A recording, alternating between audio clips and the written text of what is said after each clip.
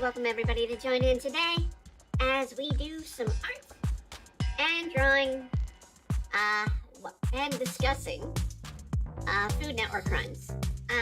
We are gonna have to address one thing though first. Let me pull this up on the web. Where's my web page? Okay. This episode that we aired about a month ago, where I addressed a vehicular homicide. I have to make a statement. The statement is, unfortunately, at the time when I did this video, I was unaware of the condition of the victim in that crime. Unfortunately, the victim died. So it is a homicide. And I get to go into court tomorrow and be a witness on the stand. So I will give updates on this case as it goes. Hopefully it'll all be settled in court tomorrow. But yeah, unfortunately, the victim that I talked about in this crime that was alive at the time I saw her, they passed. They passed of their injuries, and it's a bit of sad news, but we're carrying on. Why am I not seeing my chat? There we go. All right. That being said, we have funner things to get on to. We'll address these later when it gets to the point. But for now, we're all here to do some art. So we're going to be doing some witching. As I stated, Demon Blade is reaching the end of chapter 9. And I didn't want to give away the ending of chapter 9. I do think a lot of people who got interested in the series this past week, we had a lot of attention on platforms for Demon Blade's latest pages. And I think all those joined in chat. But yeah, today we're going to be talking about food crimes. Both literal food crimes and also the crimes of people from Food Network.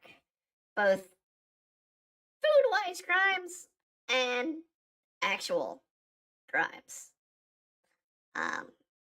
So yeah, if you're watching this when you're eating, you might want to put down that food for what we're going to cover. But, I mean, I wanted a subject that fit in with Thanksgiving. Here in the US, of course, Thursday is Thanksgiving, where we honor and celebrate one another, be grateful and thankful. So, I mean, it's a time for families to get close. That being said, I'm on my own. So I am not having anybody over for Thanksgiving. Everybody else went elsewhere. So I am not even having turkey this year. My budget is very tight this month. And basically, it's just too much to pay. It was $14 for me to get a 1 pound cooked turkey or 3 pounds uncooked frozen breast versus $4 for country ham steak. I went with country ham because, one, I'm a southern gal, and I do in fact love country ham. It's one of my favorite meats. I don't eat it that often because of the salt content, even though I need salt in my diet because I have low blood pressure. but yeah, I don't get around to eating it that much. But being from the state of Virginia, ham is a state thing, um, especially country ham.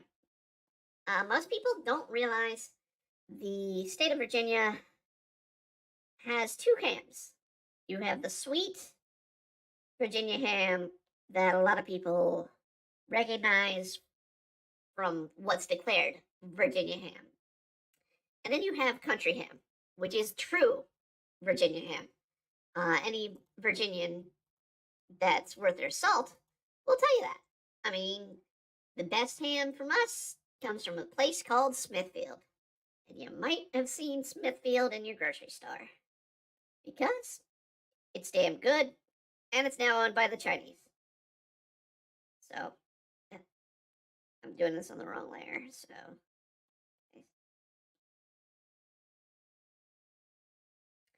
Now, what we're drawing today, we're at least doing this panel, which is showing off some food in the next chapter, of which as our sort of mascot character of the comic, Doc is feeding himself, stuffing the bird as it is.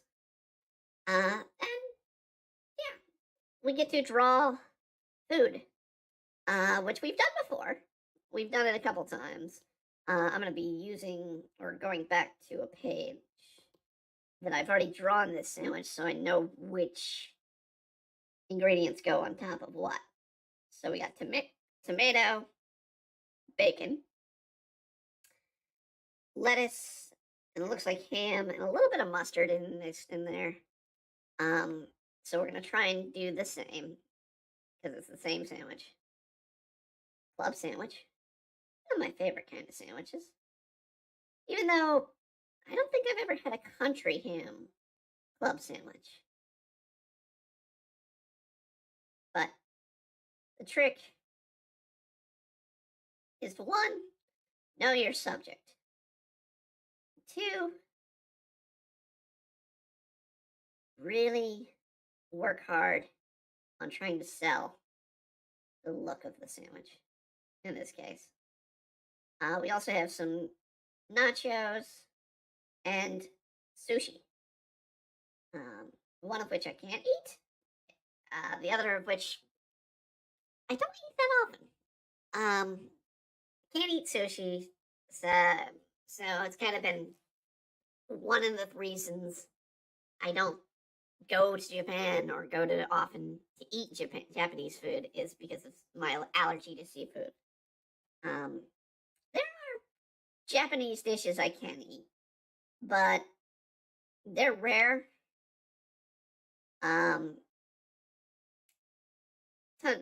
Kantatsu is one of the few dishes I can eat. But yeah, I mean, Japanese love their seafood, and it's a bit hard to go about eating that when you can't eat seafood. So it's a little disheartening, but still, we do enjoy the few Japanese dishes I can have.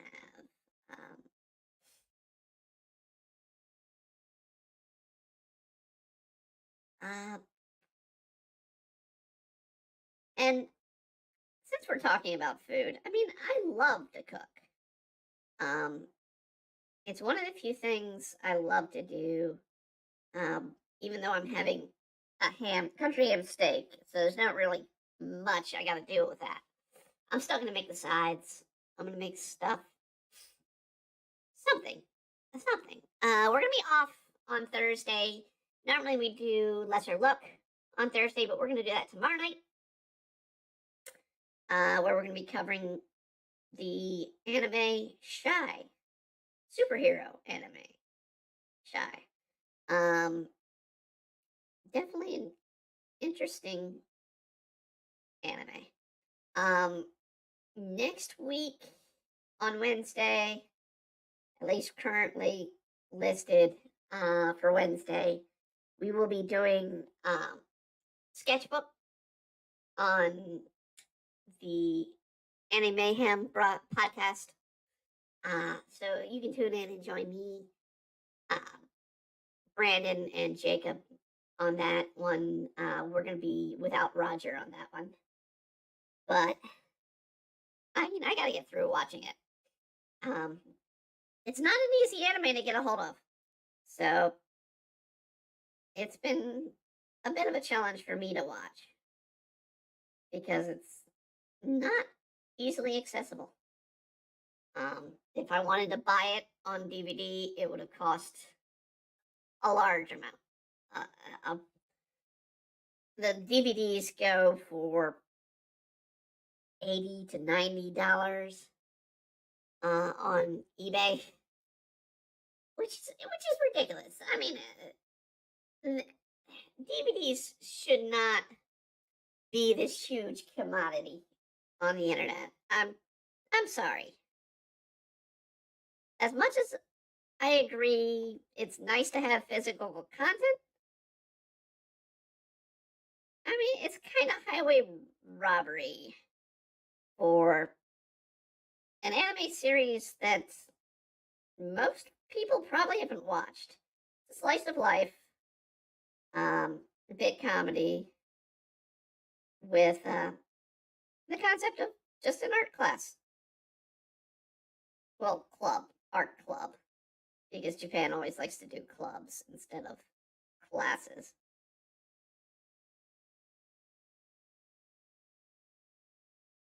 On those subjects. Sandwich is falling off the plate. Oh. Actually, I gotta put fries on that. Julian fries, to be precise. Because that's how I describe them. So we'll draw those in a bit later. Let's draw Doc.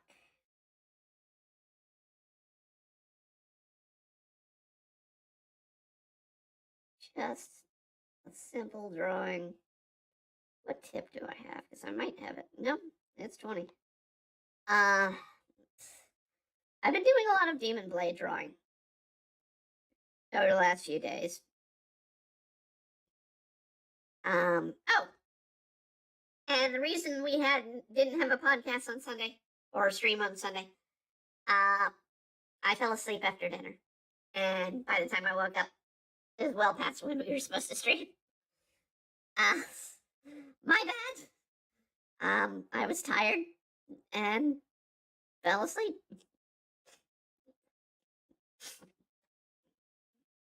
Simple as that.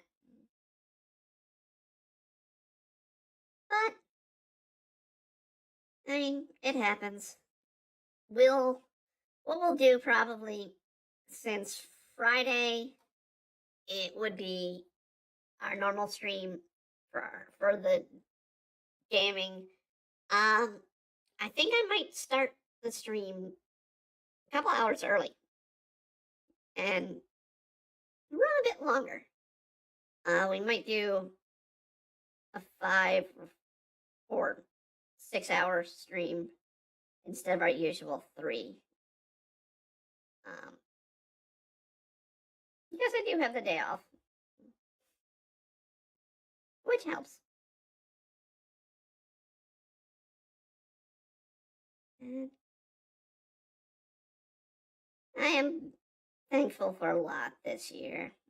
Getting back to streaming is one of the things I'm like to be thankful for, even though we've had some times that hadn't been possible. But despite the technical and health issues, we've done pretty well.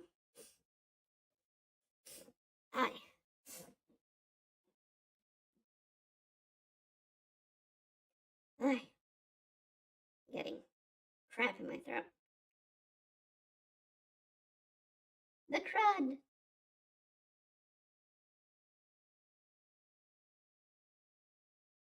This is definitely one of the more unusual poses for me to draw a duck.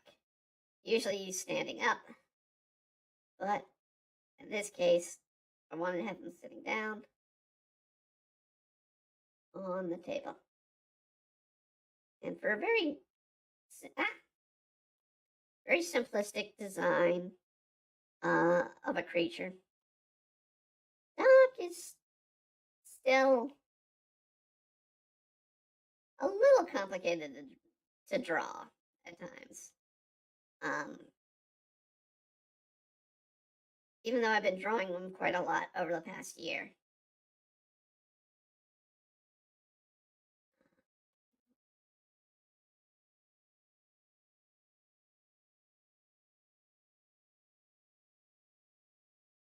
All right. Draw his body.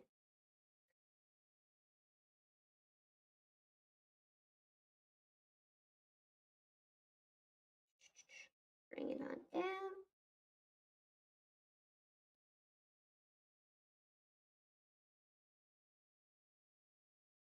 And what we'll be playing Friday, as we've announced on Saturday's stream, we're going to be playing Yakuza for a few weeks.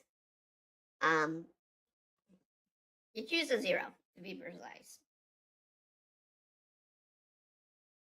Because it's the prequel. It just helps. That way, if we continue to play Yakuza games, we'll have the first part covered. Try and do some happy Doc Eye, as well as puffy cheek.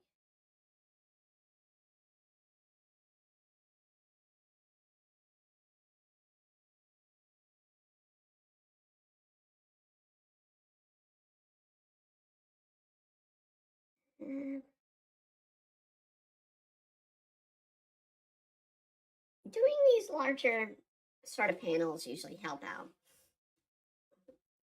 One, they take up a lot of space, and two, sometimes you just need a splash page, so, you know? And that's what we're kind of doing here. Even though it's broken in two parts. Still what I would consider splash art, because it takes up most of the page. We're going to fix that black mark.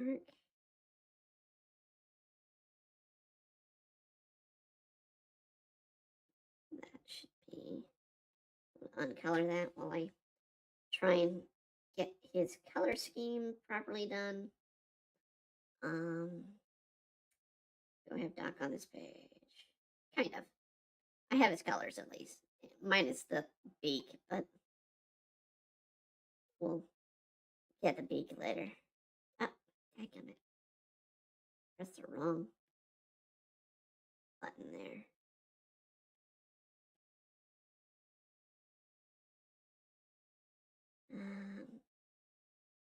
We need to white his eye.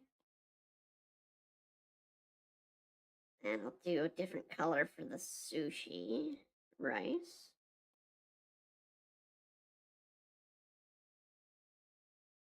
Don't, in actuality, don't get birds rice.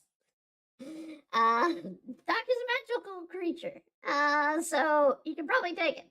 But don't give birds rice. Unless you want to watch a bird explode, which I do not condone.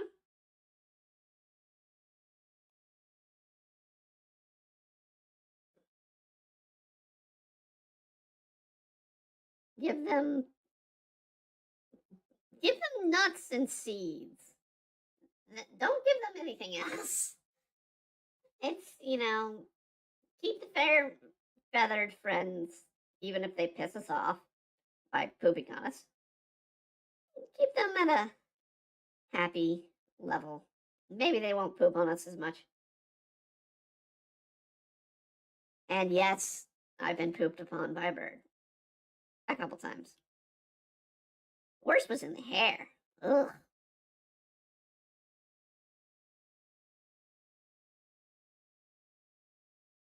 No, tuna should probably be like that color.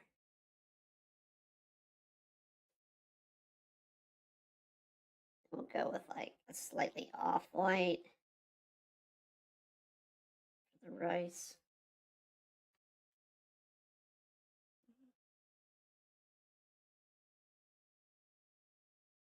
And actually, I think it's salmon, but it should be the same color. Yes, I think I wrote it as salmon.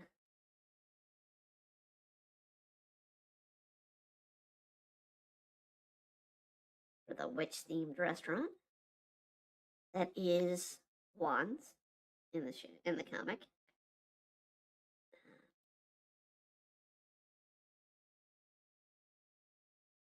That we'll play some more, and in fact, while I'm doing this, I'll cover something that I did a little poll on about 2 weeks ago. I did a poll for our DeviantArt fans and asked which characters do you guys want to hear more about. Overwhelmingly, it's been Esme and excuse me, and our Abigail, our crazy roommate in the series. Abigail right here up in the corner. Right. I don't have a button over there, but the one with the black hair is Abigail. A couple of different things that I've not touched upon. That I will touch upon in the series. We'll start with Esme. So Esme is about in her 30s, a witch, married to a warlock or wizard. I haven't really decided what to call the males.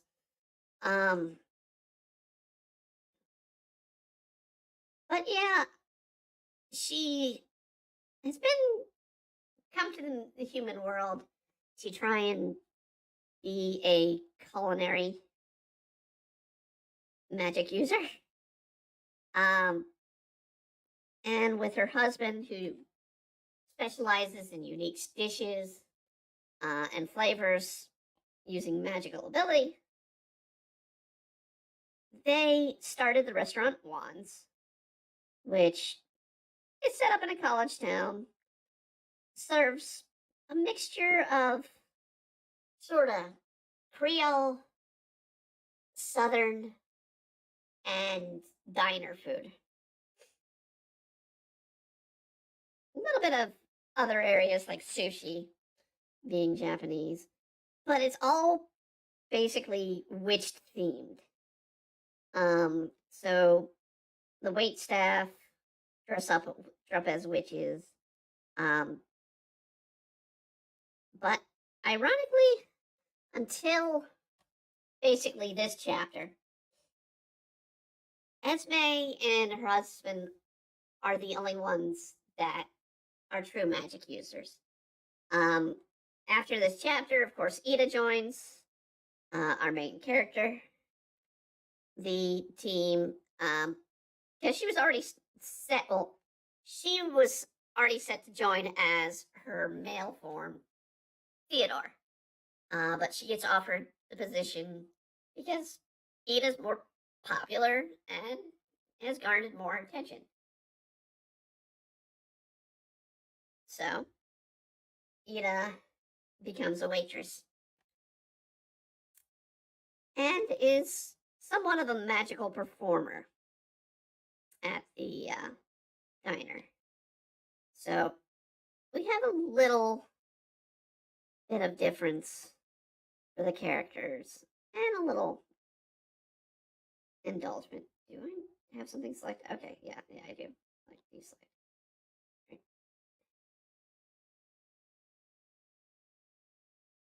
There's going to be another one that joins later in the series once they're revealed. But it's an interesting environment to bring magic into, and I kind of went with the concept of it's a little bit of like a witch version of Hooters. Not that I actually give a rat's butt about Hooters. I did have a friend who was a guy friend who worked for Hooters, and we all got disturbed with the concept of him in the freaking orange shorts and tank top. But I mean, to each their own. I mean, Hooters has got decent wings. I think that's about the one thing everybody credits them with, food-wise. That's about it. I mean, they're not great for anything else, I think. So,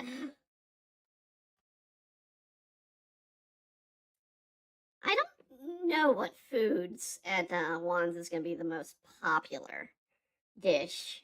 I mean, we have the cauldron of nachos. So, maybe that. I mean, it is Abigail's favorite food, is the cauldron of nachos. And Abigail also works in the restaurant part-time, but she's not a waitress. She's actually sort of the busboy. And she works whenever. Basically, Abigail is an erratic character. If you hadn't gotten that from chapter 3. She's willing to do anything in the name of chaos. So basically, she pretty much befriends Ida pretty much to help her bring chaos on the campus. Now, character-wise, Abigail has a little brother, real little brother, probably toddler age, stepmother and a father, which she has some issues with. So there's going to be some turmoil there for her. Esme has a pet cat, a familiar cat, to be honest. That won't be appearing in this comic, but will appear probably not too long after. A few chapters from now, we'll come back to the wands once Ida's working, and you'll see, I forget what I call it. I think it's Perseus. Big old fat calico cat. So, not exactly a little cat. Gonna be pudgy. Because I wanted to draw a fat cat. Each of the witches that are not connected to the Wandales have a familiar. Because I don't think I want to establish familiars for the Wandales because they're supposed to be the uppity, rich class of witch and wizards. So you'll meet them in this chapter, or at least one of them.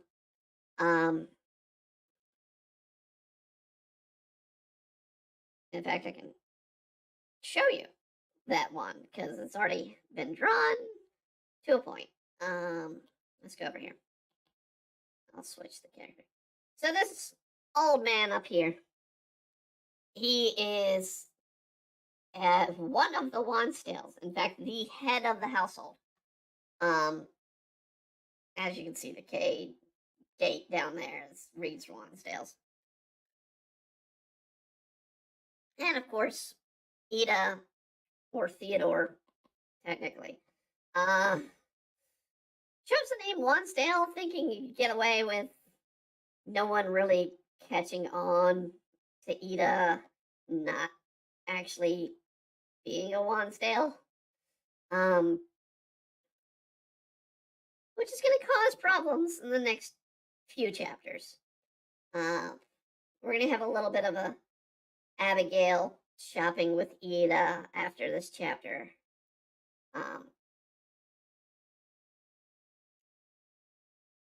And then we'll get into the Wansdales and how they're reacting to Ida.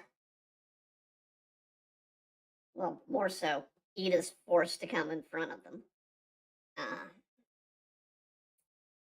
But I'll keep what happens there a secret.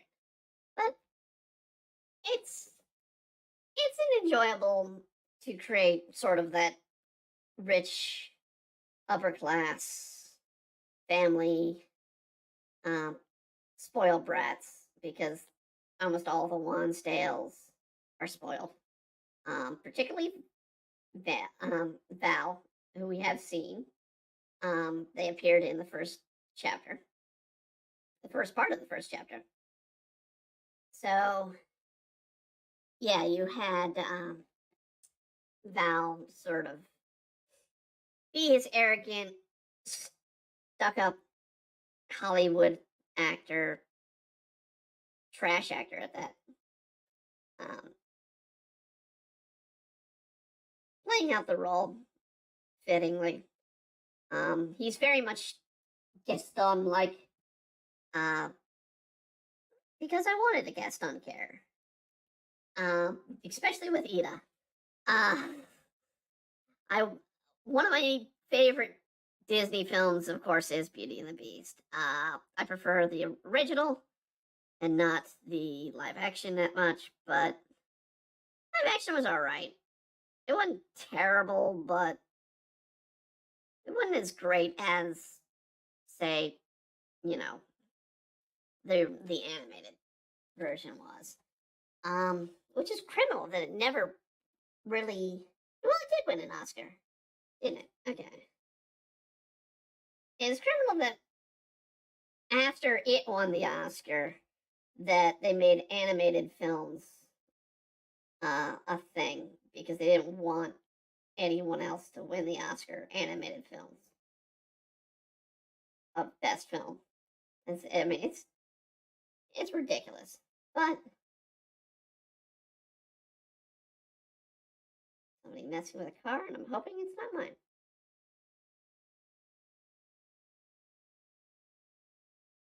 I think it is, because there is somebody who likes to try and break in cars. If it weren't raining and cold, I wouldn't get my shoes on, go out and deal with that mess. Oh, all right. We hit our 30-minute time, so we're gonna hit one of the first articles. We're gonna hit. I don't know. I dropped that webpage. There we go. All right. First food crime story. This is the 10 worst dishes put on Chopped, which is Food Network's sort of elimination cooking show. So we start with a disgusting baked Alaska from season 17, 11, episode 11, which if you got the Food Network app, you can check it out. But it was hoping to redeem themselves. The chef bailed it out after 3 rounds, but the dessert round served up in a savory dish. Chef Zoe Feinbaum, choosing to make a baked Alaska with banana chocolate ice cream for her dessert. Isn't a baked Alaska basically apples and ice cream? Why banana and chocolate? was less successful than judges. All three judges agreed the ice cream was served less than tasteful, mismatched flavors, didn't mesh well. So, okay. Cajun currant stuffing with raw spices. Don't make your spices raw on a cooking show. On a celebrity episode, the Jo Marie Payton cooked her honey drizzled mushrooms with Cajun currant stuffing dish that contained raw spices. So basically, you're just eating uncooked food on a cooking show. Don't do that. That's not. Season 47. How many episodes of it? All right, we need to establish what a season is. All right, we need to quit stating seasons are far different. Under-salted oven fried chicken. Okay, the horn stopped. Yeah, the horn stopped. On the entree, in the fries and thighs, the three contestants were challenged to create an appetizer consisting of mystery ingredients: a Japanese fruit sandwich, red shrimp, and black radishes, and a white truffle hot sauce. I'd be at lost at how to take a fruit sandwich, red shrimp, black radishes, and white truffle. And it's confusing. Chef Anthony Pino oven fried chicken thigh with red curry bubble tea sauce. One judge found the chicken to be undersalted, while the other found the skin too unappealing and unpalatable. Considering the skin is one of the best parts of the chicken. Yes, if you're having fried chicken, you need to have a damn good skin. Bitter Fadawa? David Seagal, Far, Far Out, Season 10, Episode 3. Although the episode didn't include some crazy chopped baskets ever, it still didn't seem to work out for the competitors. Chef David Siegel found himself chopping block when he served the judges a bitter fodderwa picarello pepper aioli in an appetizer round. Disagreeable sharp flavors didn't work well. Yeah. Garbage tasting Vietnamese summer roll. Ugh. If you screw up a summer roll, ugh. I can see how that happens. Take kindly to the criticism because the glory winning of the competitions from salt foods was of salmonella. Ooh, yeah. Don't serve raw chicken. It's Thanksgiving. Cook your turkey to the 165. If you don't have a meat thermometer, get one. It's one of my best items in my kitchen that I use, and it'll keep you from getting diseases. So Vietnamese summer roll with imitation crab meat, lime gelatin. Ew! Crab meat and lime gelatin? Ah! Having an overpowered rotten garbage flavor. I can imagine.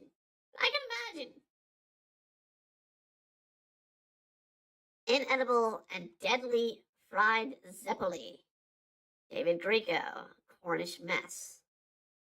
From cross-contamination to deadly seeds, the episode was definitely intense, only added to authenticity of the cooking show, debunked along any thoughts that a reality cooking show might not be real, along with the realness of many contestants' egregious mistakes that led to elimination. When the final two contestants were challenging to make an edible dessert and include the ingredients like Cheez-It crackers, chermoa, Italian orange liqueur, Jordan almonds, Chef David Greco decided to make a fried zeppoli. However, when the judges tasted the dish, one of the judges encountered two poisonous tremola seeds in her dish. and the judge states killed the dish for her in the end and left the Greco being chopped. Okay. Yeah, don't put poison in your dish when you're being on a cooking show. Dry turkey torta, turkey can get dry. I mean, it's Thanksgiving. A lot of you are gonna have turkey. And that's why I say cook it to 165 and then pull it, because otherwise you're gonna have a dry turkey. So definitely cook it to 165. And if you're doing both dark and light meat, you need to measure both. The alarm's going off still again. Great. Bland phyllo desserts. Bland, very salty melted cake. And toxic raw eel. Season 16, episode 12. Chopped advice contestants. But all prospects of the judges from life or death situation they find themselves in eliminated from competition. Chef John Krieger, which I'm guessing this is John right here in the middle, is exactly what occurred. In the Halloween episode, Chef Krieger and one of the contestants advised the eel must be fully cooked before the toxicity of its blood. While other contestants took heed and warning advice, Krieger decided to serve a raw brulee eel on chocolate candy bat. Dude, you're gonna kill somebody. So that's our first one. I'm gonna take a brief break to make sure that my car is not being broken into, and I will be back.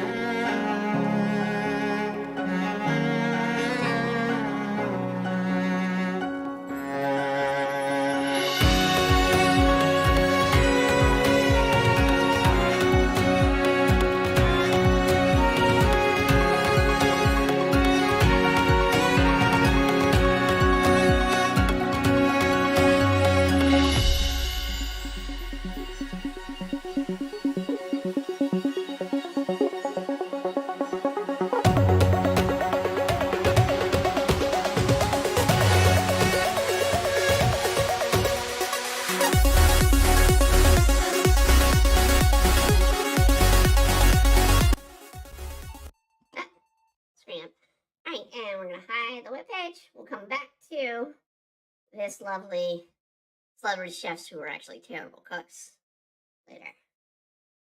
Luckily, not my car. Somebody else's car. They really need to take care of the people breaking into cars around here, though. It's kind of weird.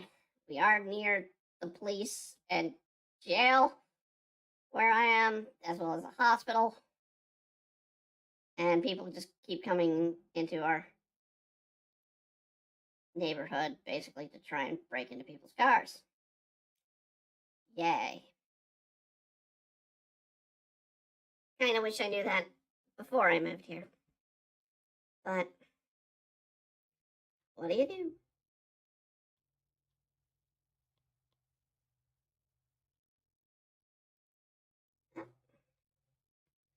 So we're just going to add some color to our sandwich. So we definitely have a little more closeness to seeing the sandwich in this picture. Oh, nope, didn't that one. Text we wanted. Okay. Lettuce underneath. You always, I mean, this is a key thing for a club sandwich. And I always kind of see the mess up. One of the things you want to do is you kind of want that BLT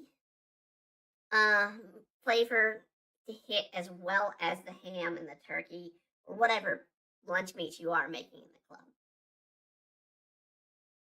So separating the tomatoes with the bacon and then having the lettuce as sort of a barrier to the lunch meat and cheese that you have underneath it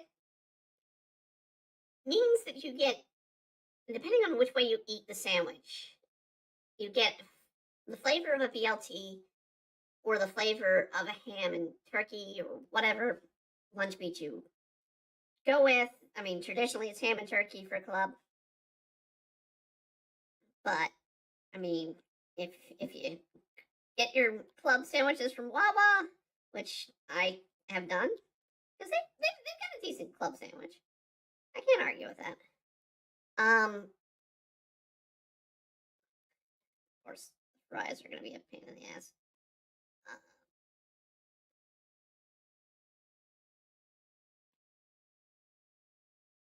But yeah, you want to make sure that you get that multiple texture and flavor. And that's one of the keys to cooking in general and food in general is, learn to use texture and flavor. And do better than those dishes we just saw. Don't be afraid of salt. That's one of the key things. A lot of people undersalt their food. When you cook with salt, it tends to cook out. There goes the car again. You think somebody would turn off their car alarm?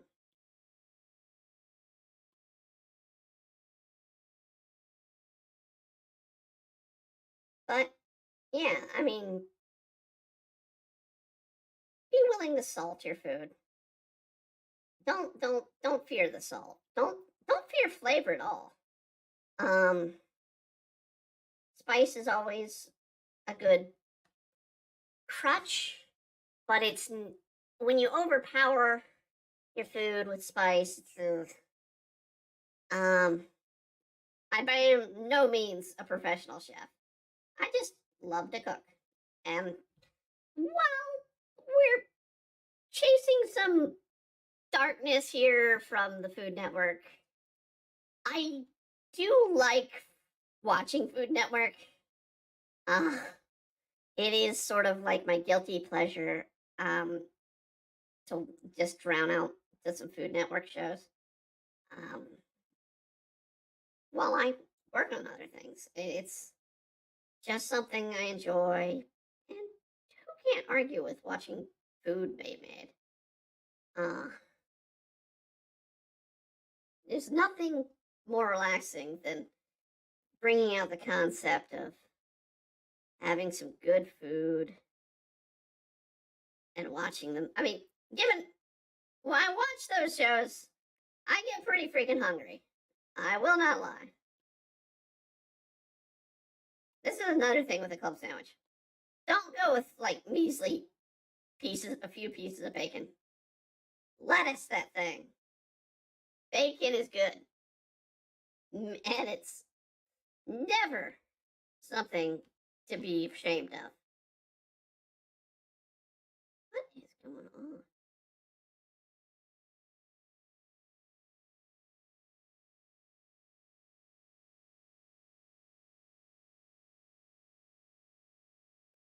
Just adding a little bit of the white to the bacon.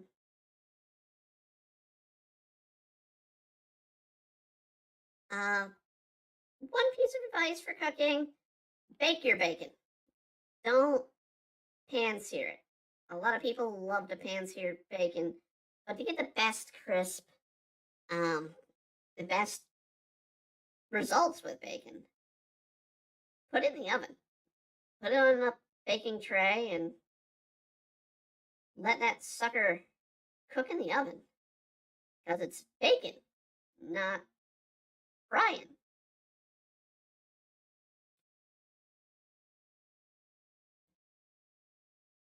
All right. We need to get a sandwich color. My diet really is weird these days. I am told to eat white bread because it's easier for my stomach to digest. and I'm told to stay away from most vegetables, which I don't understand. I mean, I love vegetables. I enjoy a lot of vegetables, but it's been heartbreaking to be like, oh, well, I want to have a salad here, but I can't. I can't eat the salad. I can't digest a salad. The lettuce on this sandwich, not digestible by me.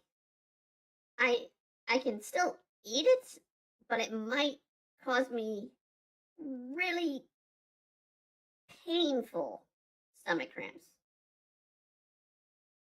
I mean, mind-numbing pain. Um, so I tend to focus on stuff like just having some good protein, maybe a decent carb. If I'm lucky, some cucumber or tomato I can have, or some squash. I unfortunately can't have anything other than that, but it's not a bad thing if I eat some vegetables. But I mean, the last few days I've had a can of green beans. I mean, just one can over several days, and I've been in pain. I was in pain this afternoon. Still in pain a little bit. After we get done with the stream, I am likely to get a heat pad going, just to deal with the pain. We're gonna add a little ham right here. I think I'm gonna mix in some ham here.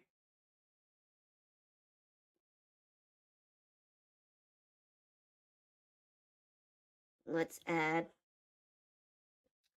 I'm gonna say it. I do not care for mayo at all.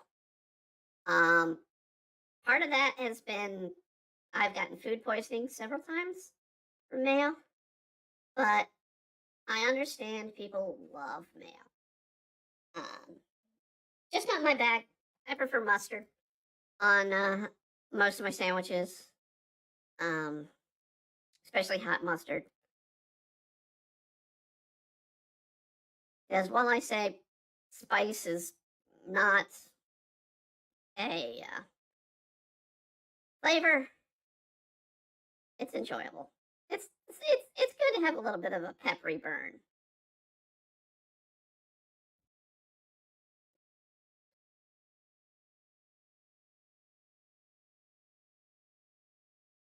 All right.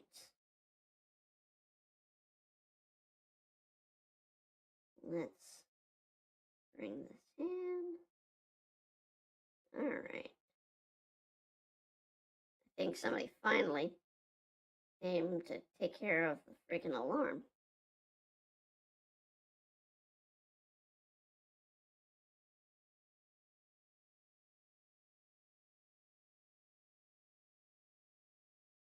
I'd prefer they come and take care of the people breaking in the cars. But, well, it is the world we're in. All right. We'll add a few little speckles up here on the sandwich to make it look more like porous bread. I do own a bread maker. I tend to try and make my own bread at times. It's enjoyable. I do love to bake. I probably shouldn't bake some things, but I do enjoy it. I've made homemade cookies and homemade cake. So I mean, I've had some decent baking experience. I can't say. Well, I mean, I've not had bad cooking experiences in years, but I've learned from making mistakes, um, food crimes that made me sick because I did stuff that I shouldn't. Yep, stop hitting the black. There we go. One more spot. Up. We hit the black. There we go. All right.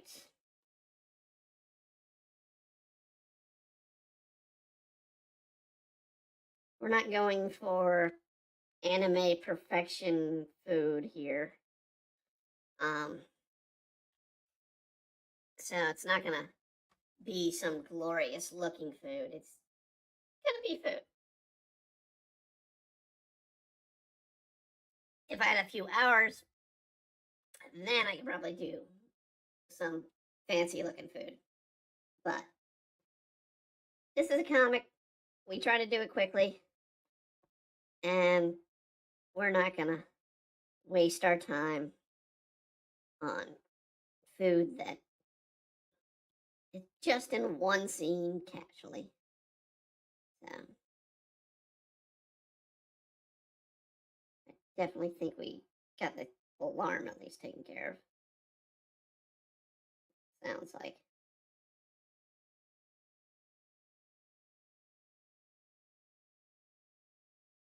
It could have been a cat touching one of the cars and making noise.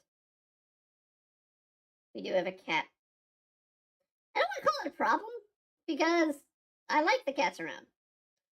But we have a lot of cats roaming the neighborhood where I live. And,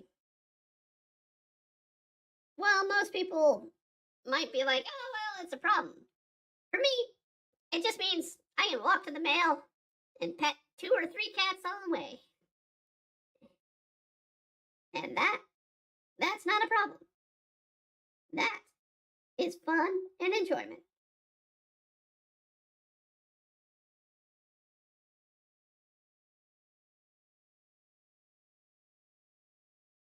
All right. Get the cauldron drawn on here. Oh.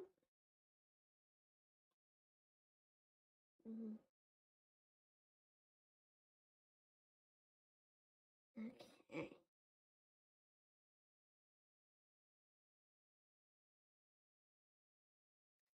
I do like to experiment with cooking. I came up with a few Thanksgivings ago. Um, Sweet potato pie chips. Basically, I took a long sweet potato, sliced it up into chips, fried them, and tossed them into pie mix seasoning with a little bit of salt and sugar, and gave it a nice coating, and then served it up with a sour cream cheese marshmallow dip. And by God, that I would love to have that again, but at the same time, I don't need the pounds. I do not need the pounds from that dish, but that was one of my favorite Thanksgiving dishes I've made.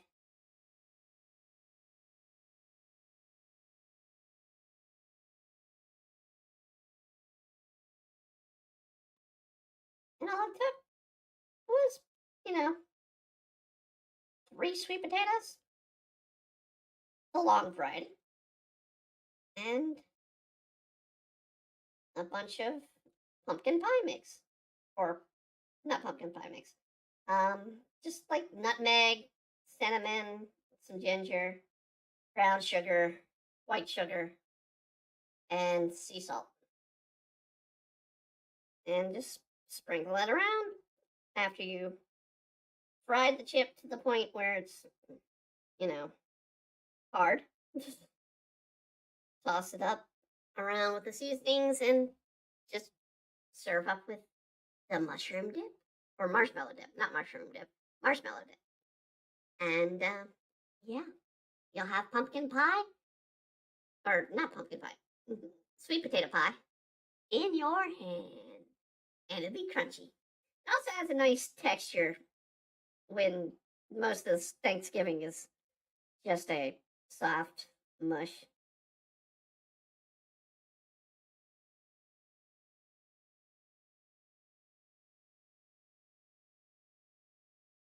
All right, I'm gonna draw some nacho chips and a free hand.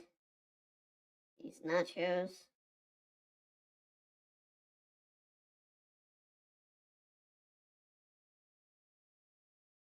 I just, I think the reason why I don't eat nachos that often, I don't care for the fake cheese that everybody uses for cheese sauce. I had a roommate who was a cheesemonger, and they got me kind of out of the fake cheese and into real cheese. So, while nachos, you tend to like that fake cheese, I just prefer real cheese, and I think the fact that I'd eat most of the chips and salsa uh, before I made the nachos is the other reason I don't get them that often, because I do just sit there and eat cheese or the nachos with some pico.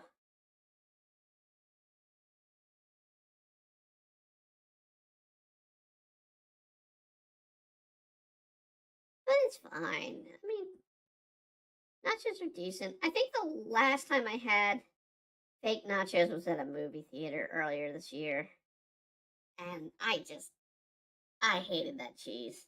It was horrible, and the $12 I probably paid for them was not worth it. It really wasn't. Um, I think I got those when I went to go see Super Mario Brothers, and yeah, should have gone with the next door pizza parlor. They could have just gotten a slice, and it'd be decent.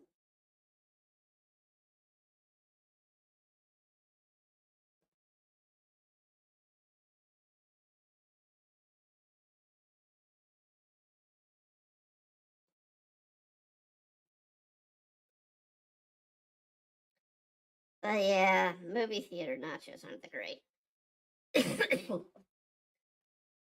I'm guessing the same with gas station nachos, although I've not really eaten those. Um, I'm always hesitant on food from the gas station.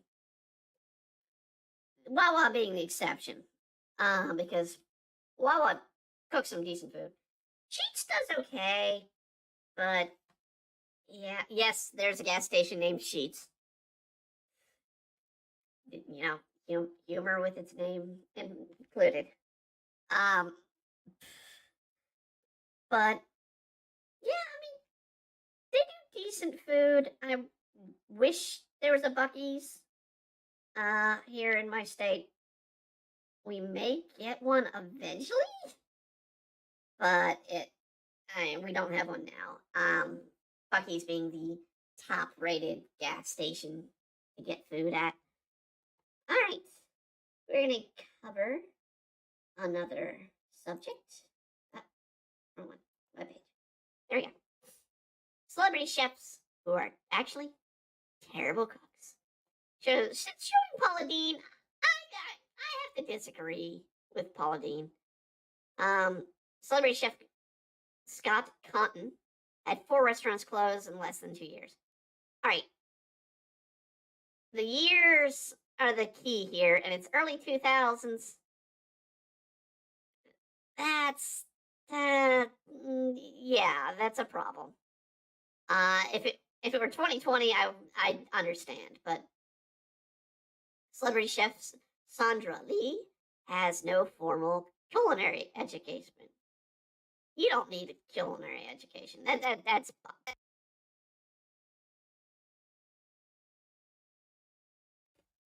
happened to my mic. Ah, Something happened. I don't know what happened there. But yeah, you don't need a formal education to learn how to cook. Celebrity chef Rachel Ray has no formal training as a chef and even disavows the title for herself. I do not include her as a chef. She has done so many bad food dishes. Yeah, don't go by Rachel Ray's. Celebrity chef Jamie Oliver has come up with almost no original dishes. I can believe it. I can believe it. He's probably one of the worst celebrity chefs as far as food. So much so, infamously, his fried rice recipe, which is horrendous, that it made a career for a comedian. Paula Deen's cooking is wildly unhealthy. Okay, I will agree it's unhealthy, but it's Southern. Us Southerners, we cook unhealthy, but we cook to flavor, not so, taking care of health standards. Snoop Dogg's cookbook is a chef persona and are fun, but his actual cooking is nothing special. I didn't think so. I know he has a cooking show with Martha Stewart, which, I mean, take it as you go. I know he kind of tries to prepare the food to match pot, but he's not an actual cook. But I mean, I will give Snoop Dogg, the man knows how to run a business. He's got so many businesses, and cooking show, I hear decent things. Nigella Lawson is no celebrity chef, but to her credit, she rejects the title when assigned to her. I didn't even know Nigella Lawson was a chef at all. Guy Fieri may be a legit cook, but his kitchen hygiene issues would have him kicked out of most restaurants. I mean, yeah, kitchen hygiene is an issue, but at the same time, Guy knows how to cook. I mean, fault him as much as you want. Guy really knows how to get that flavor out there, as he quote goes to Flavor Town. So I mean, celebrity chef Fieri's often wretched aisle from constantly handling food on camera. I don't care. It's for television. You're gonna show them eating the food. And yes, he often grabs food from the side while on camera. I've noticed it. I'm not gonna fault him for that. Jeannie Natalie never wanted to be a celebrity chef and hated the fame it brought. Okay, that I'm not gonna put in the terrible cook. She just didn't want the title. She didn't want to be a celebrity chef. Hated the fame. That's fine. You don't have to have a TV show, which it's kind of awkward to say you have a TV show and you don't want the fame. Why do you have a TV show? That's another thing. Michael Lee Harrison, convicted of a number of investigators, convinced of a number of investors he was a celebrity chef before found out he was a fraud. Now that is a crime. It goes into a whole nother story after. So this is an actual crime. So Lee Michael Harrison, who briefly in the minds of a few is a celebrity chef worth investing in, primary reason people invested money in this man has nothing to do with cooking, but rather cell phone technology. So basically, he's a scam artist. And yeah, so there's one of the actual crimes of the Food Network. Well, celebrity chefs. I can't say he was on Food Network. I don't know if he was or not. All right.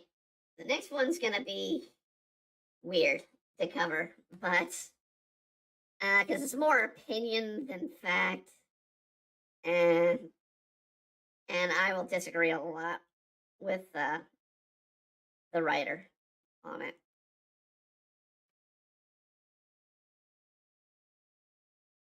I mean, yeah, as much hate Guy Fieri gets, though, I mean, the dude actually knows his chops around the kitchen. I trust him over a lot of celebrity chefs. Now, some of those foods that he's tasted in, I know, diners, drive-ins, and dives, some of them probably should not have ever been made.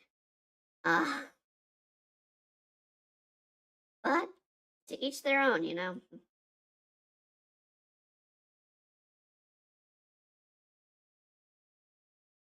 Okay. Oh, not want to cancel that. I wanted to get over there. All right. No, I did all yellow on them before. So I was thinking I was probably do some blue corn chips in there, but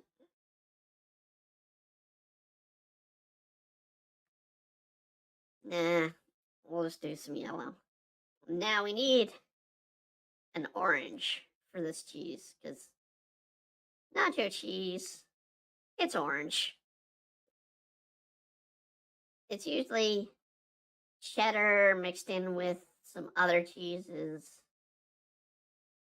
but or cheese whiz, which I mean, no, get the cheese whiz out of there. You know, some people might like cheese whiz. Get that fake crap out of there. Have a little jalapeno in there. Another one over here. If you don't have jalapenos in your nachos, then you don't have nachos, in my opinion. If you don't have salsa in your nachos, then you're not having nachos. And that's one of the key things. A form of salsa. I mean, you could have, you know, what do they call the green one? It's not green salsa. I forget. I forget what kind it is. But you can have pico. You can have traditional, you know, red salsa.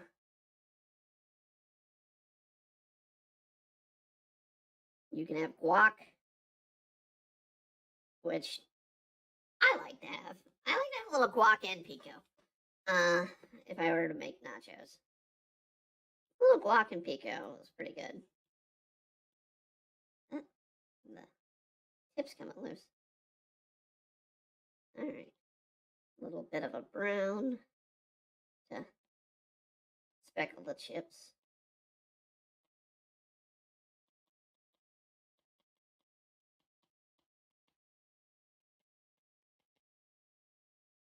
Just a little bit.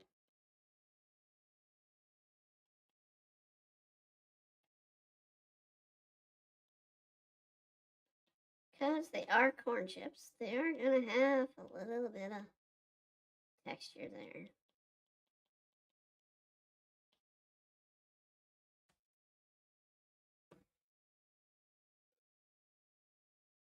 Now we need to do the rest of the sushi on our plate. So let's do the plate first.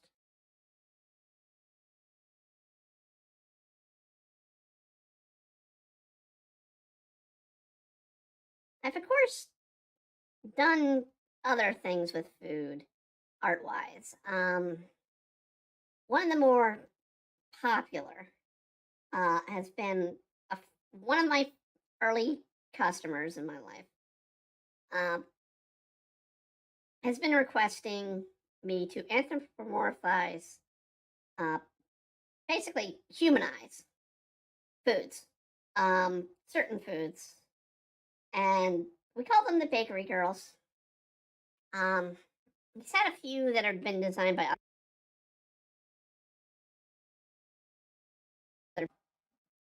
Hello? There we go.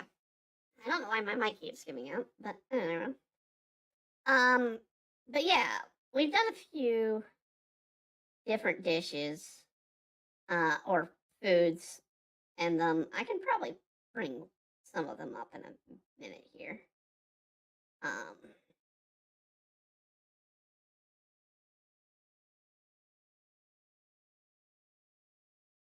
Let me get these drawn out a little bit. Well, I can't eat the stuff. I gotta respect sushi and seafood in general. I mean, when I tried it, I enjoyed it. But it showed me hours later that it don't like me. It made life miserable for a few hours. Probably should have gone to the hospital when I was a young kid, but we live and learn.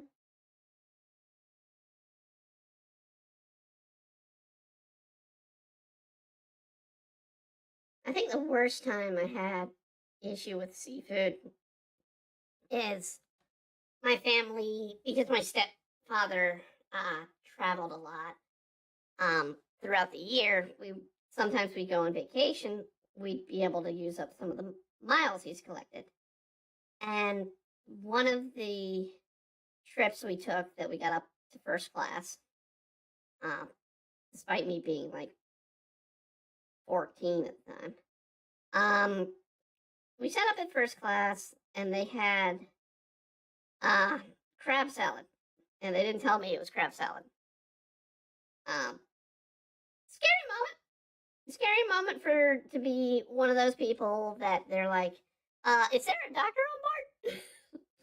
And you're like, am I gonna die at 50,000 feet? But I was fine, even though I mark off the charts for crab. It's honestly been told to me that it's better for me to have poison than crab. That's probably not the best thing to have given me, or at least not told me what I was eating. It would have been important that they noted that, and the plane did not. But I didn't die. We made it to our destination, and despite my throat having closed a bit, the continuous just shoving liquids down my throat kind of helped.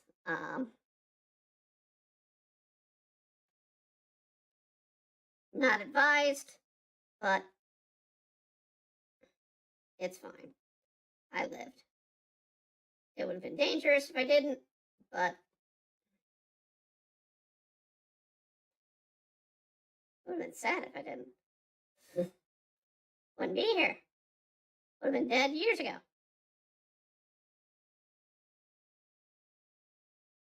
Ah.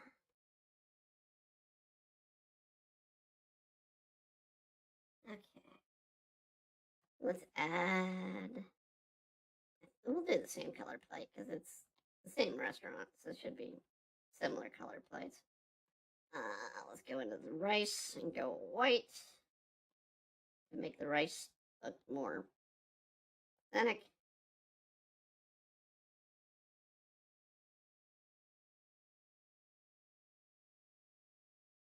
That's one of the keys things when you're drawing food. You got to remember, basically, it helps to look at the food sometimes. I look up if a reference, it helps to know sort of the texture, sort of the feel of the food a little bit. Just use like food magazines or food internet sites. Whatever. I mean, it's not terribly difficult to draw food. You're not gonna master, the anime look of food without, practice and a couple hours of work. I am impressed with like Food Wars on how much time and effort probably is put in those food dishes that were seen visually in that show. They had some great artists on that food shows. I watched a thing the other day, literally covering the anime coming out for the winter, and I was surprised by one title. Blue Exorcist is coming back with a new season, and I honestly thought we weren't going to get any more of it. I do feel the second season was a little bit better than the first because it was actually following the story instead of giving us a, full of crap episode. But I mean, yeah, that's definitely on my list. We won't review it in Lesser Luck because it's already been a show. But we might talk about it. We might address it. I don't know if I'm gonna give my opinion on Code Geass or not. Mainly because I do kind of want to cover some classic anime on Lesser Look. But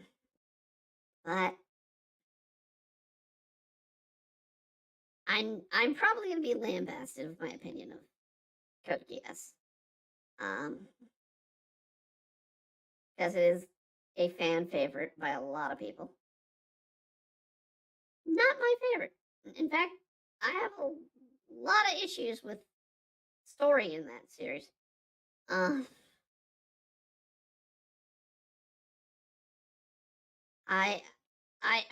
I watched it for the first time a few weeks ago, and I was screaming at my TV. I mean, it takes a lot for an anime to have me scream at my TV and be like, "What the hell are you doing?" Oh yes, did that to me. So yeah, that's gonna be an interesting one to talk about. There are a couple anime that are popular that I mean I have that opinion of. But then most people that review anime, that watch anime, they go by nostalgia or how it feels, how the story is. I go more technical. If you're not picked up on that on a few of the episodes. There have in fact been, it's always interesting. I can tell if I give a bad review, it's likely going to be copyright struck. And in fact, that happened to our review recently of, let me see, I forget which one.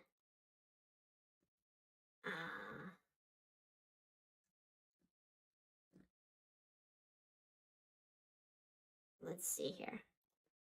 See which one was copyright struck on me.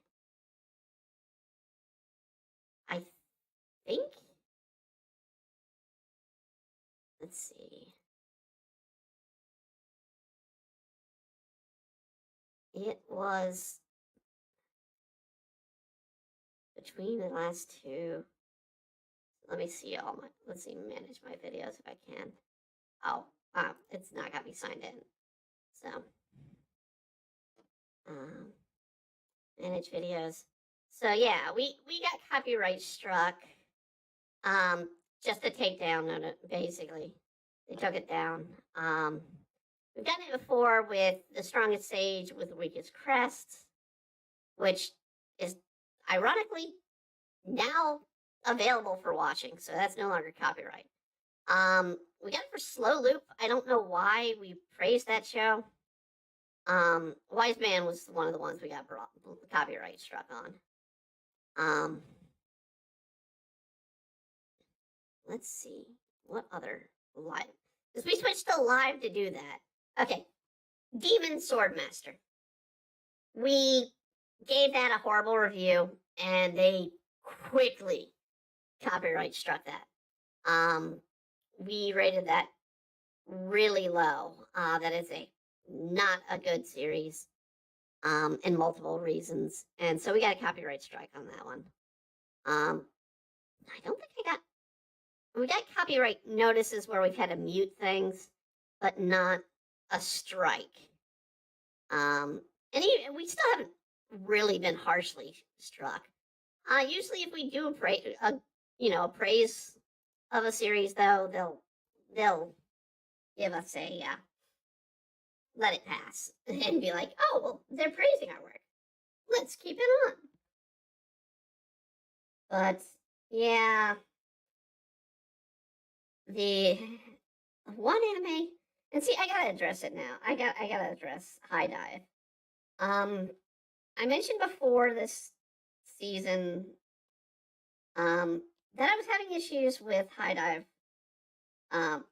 Technically, they weren't working as well as a website. There's huge technical issues, and now High Dive's going out the door, leaving us Hulu, Crunchyroll, and Netflix pretty much for the legal launches of anime. And anything else is going to be illegal. It leaves into question who's going to take Oshinoko. Crunchyroll would be dumb to not grab that one. Not saying that they won't, snatch defeat from the jaws of victory. But,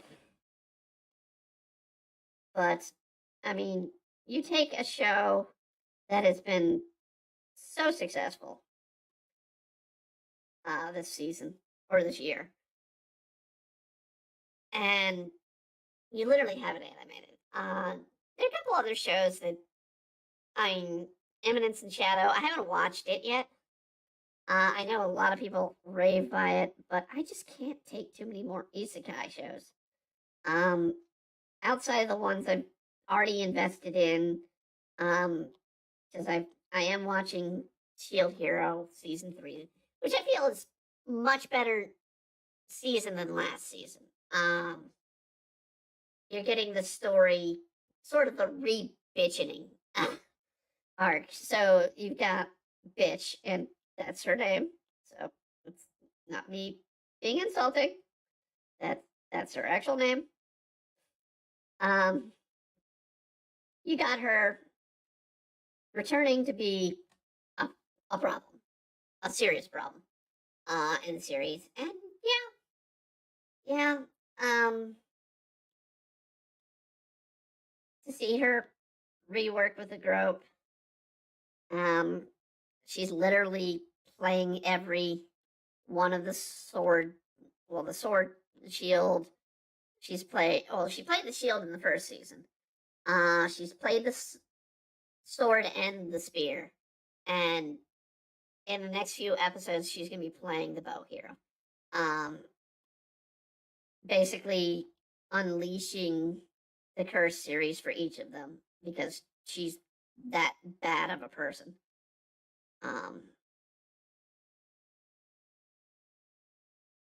But yeah, the series has actually been entertaining this season. Goblin Slayer also, interesting, but it's not an isekai. It's just a true fantasy. Trying to think of what other isekais. Technically Shangri-La. We're gonna do a review of Shangri-La later. It's not gonna be next week, but it'll be, I think, 2 weeks. We'll do Shangri-La. And yeah, technically it's an isekai. It kind of falls more into they're just playing a game because no one's getting stuck in the game. It's not like you're going to another world um, outside of the normal means by playing a game. So I don't know if I'd call it an isekai, but it is an enjoyable series.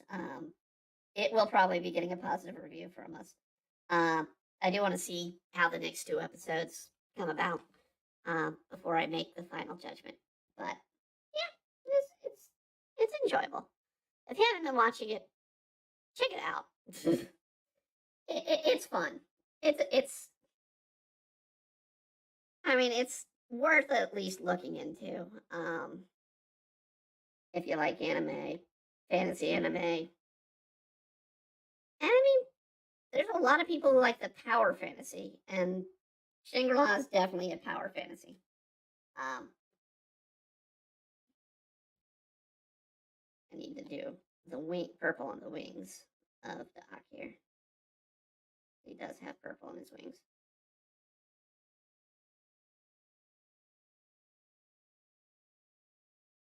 That's probably about right.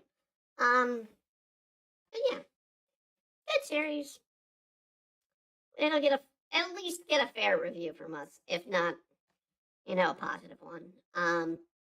Same with most of the shows this season. I mean, it's like I said in the now copyright removed episode of the Demon Sword. There's very few anime. I mean, we weren't even trashing that series because it still looked good. It just, the story was very queasy and unsettling of that series. And that's kind of why we gave it low marks, was the unsettling story. But hey, to each their own.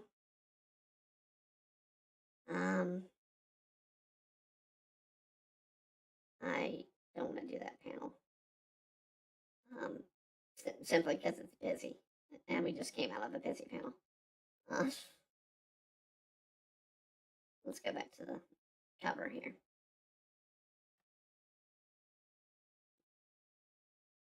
But yeah, I mean, well, it's time for us to hit our latest page. All right. I lost all respect for him in an instant. Okay. I'm going to state this BuzzFeed article is the opinion of Maya Ogunleni and not all fact. Now, there are a few issues here that I have to agree with, but let's state that a lot of this is going to be her opinion. So, number 1, Martha Stewart recommends adding sour cream to mashed potatoes. All right, right here. No. This person is wrong.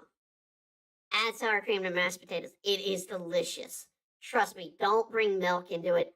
Bring in sour cream. Bring sour cream into eggs, too. If you want some great scrambled eggs.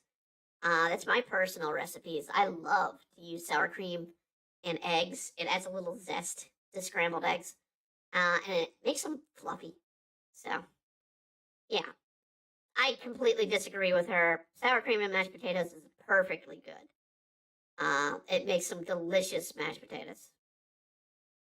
Chef like Gordon Ramsay say putting salt in eggs during the whisking process makes them watery. I disagree with that. The person says they've never had problem with their eggs. I've never had problem with their eggs. I don't know why Gordon Ramsay's saying that. But there are a couple of, issues with Gordon that I don't agree with. Alice Waters loves to talk about fresh ingredients over store-bought. That's true. This is one of the ones I was like, this person doesn't understand what fresh ingredients means. No, you don't go to farmer's market every day. But when you can, get your freshest ingredients. And support farmers markets, flat out. I mean, they are really bringing the food a little bit better than grocery stores, and you'll find a lot of the ingredients last longer if you go to a farmer's market. Bourdain, and she says, God rest his soul, never use a garlic press. I'm torn on this one. I don't have a garlic press at this time. I do chop my garlic. But at the same time, I understand the point of a garlic press. They're just like, oh no, I'm just going to use a garlic press all the time. Well, that's your opinion. That's again, it's not an issue. Generally like Joshua Weinsman, but I do hate the ew fast food blood. I'm gonna throw it up stick. I think Joshua's kind of gotten out of this. I do watch Joshua on occasion on the web. He's not a Food Network, to my knowledge, but he is a internet chef. And he does some decent things, but yeah, if you were a cook and a chef and you're eating fast food, there is some issues with it. And honestly, while I enjoy getting McDonald's now and then, they're crap. They're crap. They're the worst of the food. The only thing lower is Burger King. When they're showing you how to cook a recipe and say, it doesn't really matter. Yeah, it doesn't, because you don't know how to adapt. No. There are multiple ways to go with any dish. The best way to cook, and it's the way I learned, just experiment. Just do things, man. If you like, cheese on it, find a way to put cheese in your dish. Do what you want to cook towards yours palate, or those that you're cooking for's palate. Don't listen to recipes wholeheartedly. I used to trust Gordon Ramsay, and then I watched his grilled cheese video. I have to agree on Gordon Ramsay's grilled cheese simply for one reason. The man goes for the most expensive cheeses that don't melt that great. And makes a grilled cheese sandwich. And it, just go with some good melty cheese. I always like to use cheddar and Colby Jack. A lot of people like to use American. Go with a good cheese. Mollier made popcorn salad. All right, this is a food crime. This is a food crime. Don't go adding wet sludge of carrots and peas, and it looks like celery also, and on popcorn. Come on, man. Popcorn's a delicious snack. Don't go ruining it with, vegetables. It looks like maybe a ranch dressing there. No one's gonna like that. Marco Pierre said on the show that the best way to cook bacon is the microwave. Food crime. As I said earlier, oven. Best way to cook bacon is in the oven. Don't be freaking frying up your bacon in the microwave. That's the worst way to cook it. Many Italian chefs say no cheese in seafood dishes. I agree. While I'm allergic to seafood, cheese and seafood don't seem to go well together. They tend to add a funny flavor from what I've been told. If you want cheese with your seafood, serve it on side. Don't serve it in the seafood. This is another one I disagree with the article. Gordon Ramsay has a YouTube video saying mushroom expert is to clean mushrooms with a soft brush and never use water. Do a soft brush. Yeah, you might have some little pieces of dirt here and there left over, but you make your mushrooms soggy, and if you store any afterwards, they're gonna go bad fast if you use water. Just grab a soft kitchen brush and work on the mushroom. They do even have a mushroom brush out there if you want to pay for it. I disagree with Alton Brown's no untaskers rule. There are certainly ridiculous ones out there, but it's also extremely useful. Untaskers absolutely deserve a place in my kitchen.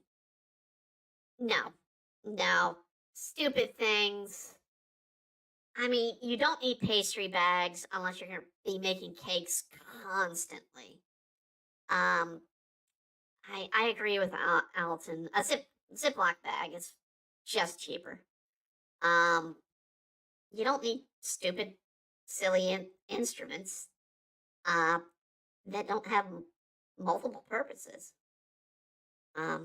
Anytime a famous chef like Gordon Ramsay tells you to put oil in pasta water, all right, I agree with her on this one. Yeah, oil and water don't mix. There's no reason to put oil in pasta water.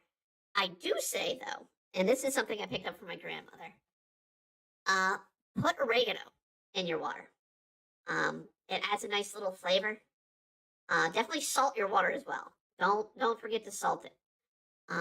Salting your pasta water, putting a little bit of oregano adds a little extra flavor. But oil, that's a dumb move. Gordon Ramsay's wrong on that one. We cook down onions to remove water content, remove the acidity and the natural sweetness. Yes, no, it depends the onion. If you cook down a red onion, which most people will say don't, a cooked down red onion's gonna have a peppery flavor. Versus a cooked down, Valdelia, which is gonna sweet onion. As an Asian person, I find Jamie Oliver's egg right. Okay, we talked about this before. Uncle Roger exists thanks to Jamie Oliver's egg fried rice. I don't think I need to note anything other than that we got a great comedian out of this horrible recipe. Julia Child insisted in boiling vegetables.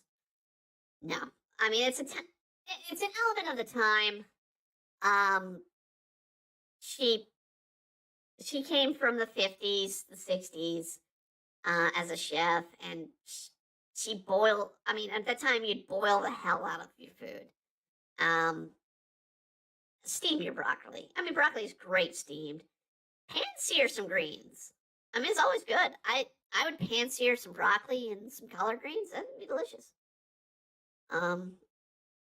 Literally anything that Jamie Oliver says is about any food from the Eastern Hemisphere. Yes, Jamie Oliver is probably one of the worst chefs out there, and he especially doesn't understand Eastern cooking. Julia Child said, if you do not have a good wine to use, it's far better to omit it. I don't know. I've cooked with wine before, but I don't know if I bought a cheap wine or an expensive wine before when I cooked. These days I tend to use wine vinegar for whenever I need wine, but George Moss argued that ketchup doesn't belong on a burger. He is wrong. Simple enough. Gordon Ramsay, the whole method of cooking scrambled eggs, putting them back. It's mundane. I don't agree with her with baby puke. You do want to have it on a low setting for the eggs, and you want the pan to have been hot before.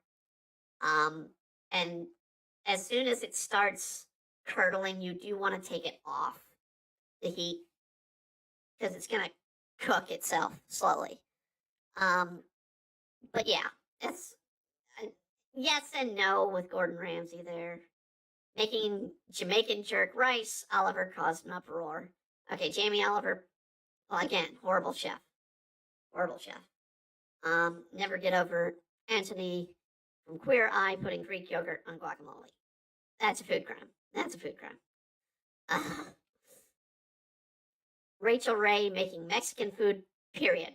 again, Rachel Ray is a horrible cook. I'll agree with that. Nina Garten always makes the point of saying you should use good olive oil and fresh herbs. I perfectly agree with that. A good oil and fresh herbs. I literally am looking at my basil plant that I have on my desk. The fresh basil makes a huge difference. In fact, I'm literally growing it indoors on my art computer desk. Yeah, it's not that difficult to have some fresh herbs around the house.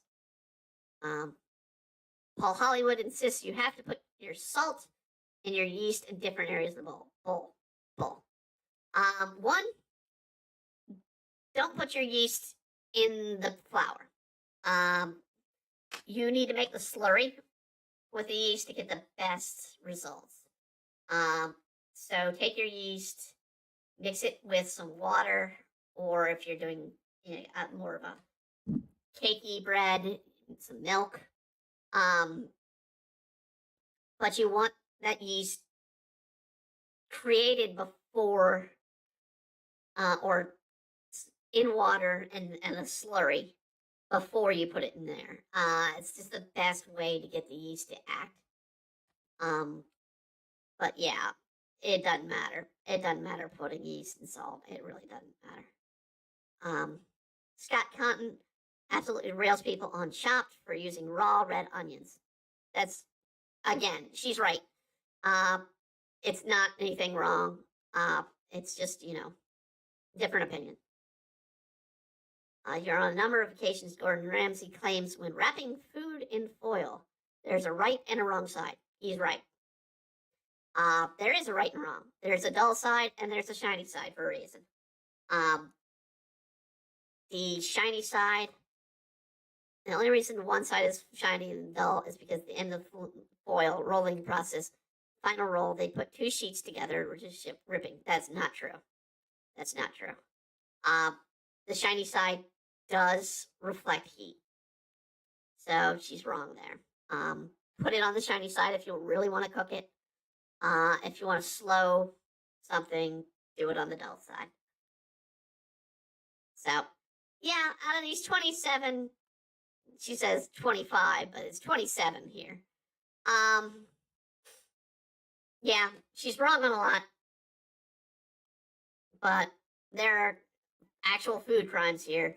Hence, don't do this to popcorn. This is horrible, man.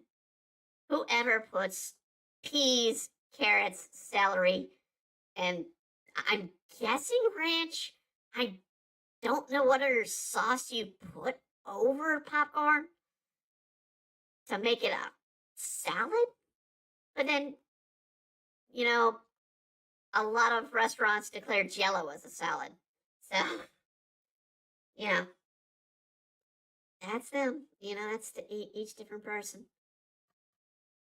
As I said, not having a turkey this year. I'm not going to be cooking a turkey. It's just too expensive. Turkeys, it's $14 for a pound that is cooked, and $14 for 3 pounds that is frozen. And that's on a boneless breast. If you go for a bone turkey, yeah, it's probably a little cheaper. But I remember buying a 25-pound turkey for $16 a few years ago. I can't do that this year. There's no way. I'm lucky to get, anything out of the turkey for $16.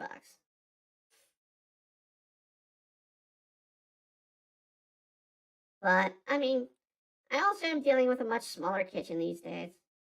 So, I don't have much room to chop and bake and work from. I have to clear off the counter almost every time I cook. And I have a tiny oven. So, cooking a frozen turkey is kind of out. I wouldn't have been able to do a whole turkey.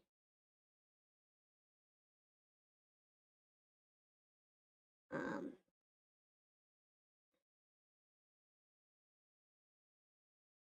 but overall, I mean, it's not a horrible thing to cook.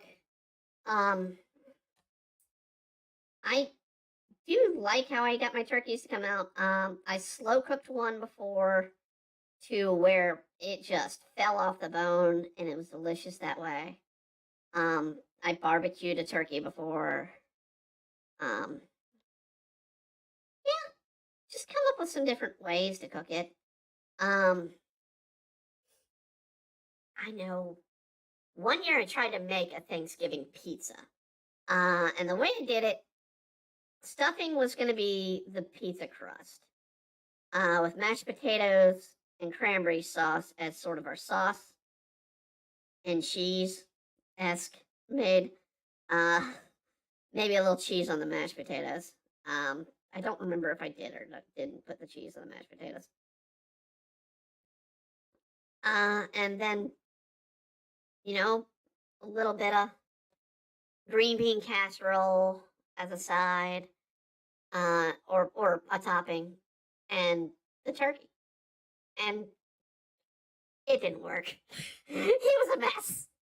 I have made turkey ramen, which is not bad. It's a little blander than a chicken ramen, but yeah, it worked. It worked. The key difference, I used collard to add as a green instead of nori.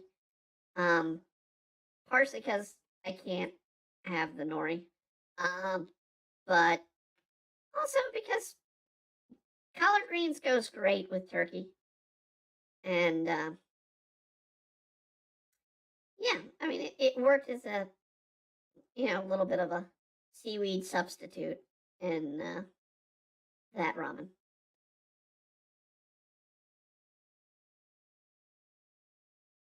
Of course, there's always turkey hash that a lot of people do. Turkey sandwiches, all kinds of stuff you can do with leftover turkey.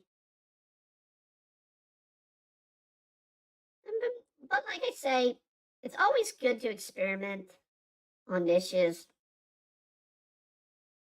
Yeah, there been sometimes I got sick on my own experiments because I was dumb and stupid. And there are other times I absolutely was amazed by my experiments. So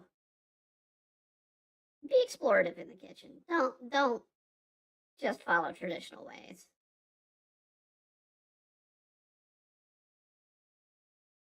Don't be making popcorn salad though.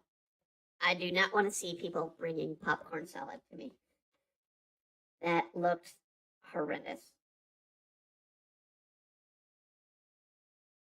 I love popcorn. I love vegetables. I don't like the two mixed. Even though popcorn technically is a vegetable, as it is corn, it's just not. No. It's not. Popcorn should not be a salad. Period. Jello shouldn't be a salad, but a lot of what do they call them? Buffets have declared it a salad. How that came to be, I don't know. I don't know. But I always laugh at the concept that Jello is a salad. I can understand if you had like a Watergate salad or a something in the Jello, like my old country southern based family would do, like cucumber in the salad, or but you'd have a vinegar based Jello. You can still get that. You really gotta look for it though. I think you'd have to order it online these days.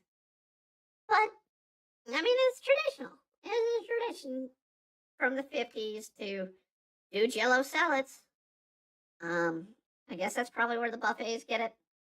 but they always just put just plain Jello, which is more a dessert. Watergate's pretty much a dessert too, but I don't think too many people know what a Watergate salad is these days, or ambrosia.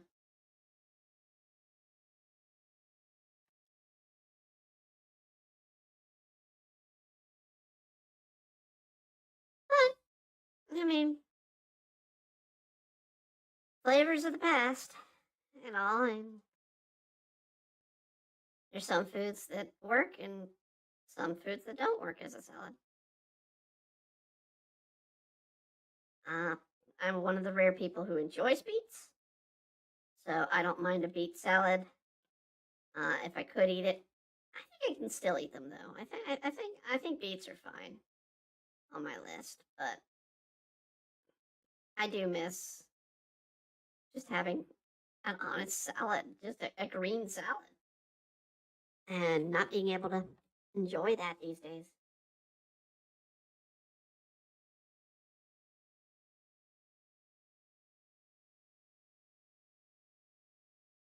I could eat. I guess I could still have a peak. What? No, not peak. A gazpacho salad or gazpacho soup. Because everything on that's still approved for me to eat. I do enjoy a gazpacho salad. It's just you don't chop it up or blend up the ingredients for gazpacho soup. You just chop it up and serve it. It works pretty well.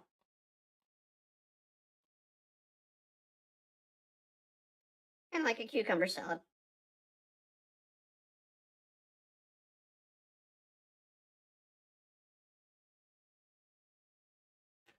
All right.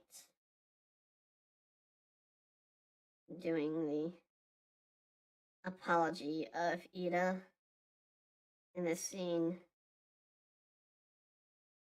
Because this is where it picks up from the last chapter, which had Ida's hidden truth revealed to her roommate and her boss, that she's in fact a guy.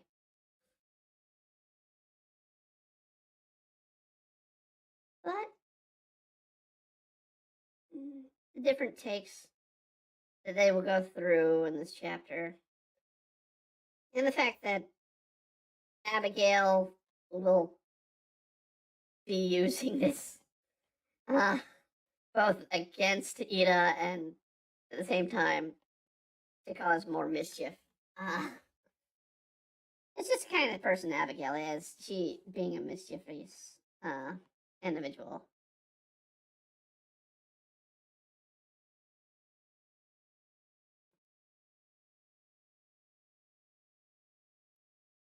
Esme pretty much doesn't give a damn. She's taking Ida as basically a beneficial draw for attention for the restaurant, and that's about it. She doesn't really care which way, and in fact, she'll say it. She'll say it in the chapter that she doesn't care which way that Theodore goes, but she doesn't want him switching around all the time. So she does want Theodore to make up their mind whether or not they want to be Ida or Theodore in the restaurant. Which they choose Ida because, well, money. Money. The true reason to agree to those terms. A lot more money for Ida than Theodore. Because Theodore would have been kept in the back with her husband cooking meals. At the same time, Esme is going to be very much the mentor for Ida throughout the series. She'll have another mentor, but at the start of the series and through the first 2 years, I think, Ida's going to pretty much just be following Ida's, not Ida, Esme's orders to get better at magic. Because that's the reason why Theodore left. They wanted to learn magic from the human world, and having a witch who's lived in the human world for quite some time helps her learn what kind of magic works and doesn't work in the human. But Ida's very dense at times too, and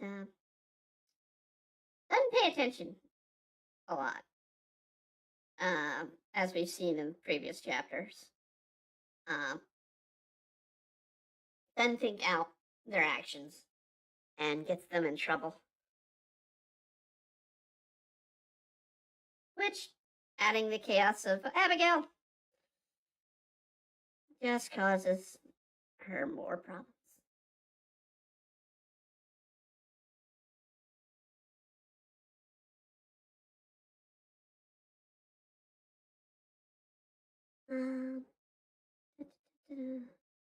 We are at 9 o'clock. So we are on our last hour. We have 2 more to go. So we're going to go ahead and hit the next thing. Celebrity chefs who have been to jail. So, like I said, we weren't just talking about regular food crimes, but actual crimes. Start with Kat Cora, summer 2012. Kat Cora, the co-host of Around the World in 80 Plates, ran into the car. She was driving slowly. No one was hurt, but the driver told the cops who arrived at the scene she suspected Cora had been drinking, while Cora claimed she only had 3 beers. She failed the breathalyzer. So drunk driving. Gordon Ramsay, well known for his brushed personality and his hot temper, so it wouldn't shock people to learn that the chef has a rap sheet. 1993, he came before mega famous celeb he is today. Ramsay was arrested in London for gross indecency. What is gross decency in that sense? I mean, was he swearing? Was it just swearing? Or did he do something actually indecent? Did he strip? Apparently he doesn't want to talk about it. Ramsay and his friends were horsing around in public. Okay. All right. Dicks came out. That's my answer. That's my answer. Yeah, one of his friends urinated in the sink. Dicks came out. Juan Carlos Cruz, one of the most celeb chefs who got arrested, didn't torpedo their career in the process. Juan Carlos Cruz, record for going on a hard-time job when he realized the 2010 celeb chef known as Calorie Commando was sentenced to 9 years in prison after he tried to kill his wife. Okay. Dude attempted murder. Okay. Marco Pierre White landed in hot water back in 2005 when he and his wife, Maddie, got into a fight and resulted in her calling the police. Okay. Family or spouse abuse. Yay. What a great person. Anthony Worrell Thompson. Shoplifting. Congratulations. You shoplifted. You're a celebrity chef and you shoplift. Matthew Tivy. New York City Cafe du Soleil. Had a few appearances on Food Network's Chef du Jour under his belt when his career came crashing halt in 2015, taking into police custody several charges, including sexual exploitation of a minor. Pedophile! Yeah! Great! Pedophile. Yep. Jeff Henderson. Well, most celebrity chefs who end up on the arrested for a crime, actual scandal that can damage their careers, Jeff Henderson's criminal background actually makes for an inspiring story. He came from a poor family and began dealing drugs at a young age. He was in his 20s. Harrison was arrested and sentenced to 10 years, 7 months in prison. So, they had a crime and they made themselves get out of that situation. So, I'm not going to fault Jeff Henderson then. He did the right thing after doing the wrong thing. So, that's good. Todd English, famed for his unexpected consequences, which might be why so many celebrities seem to cave under pressure. Todd English launched his career at the age of 15. His early start led to his success at a young age, which came to a surprise in 2014 when he was arrested for drunk driving. So, another drunk driver. Yay. Curtis Stone. I will admit I had a huge crush on Curtis Stone. But drinking while intoxicated. Trouble with the law, drinking while intoxicated. How's that a crime? Drinking is intoxicating. After his 2008 arrest, he wasn't guilty, although the breathalyzer test found he was indeed over the limit.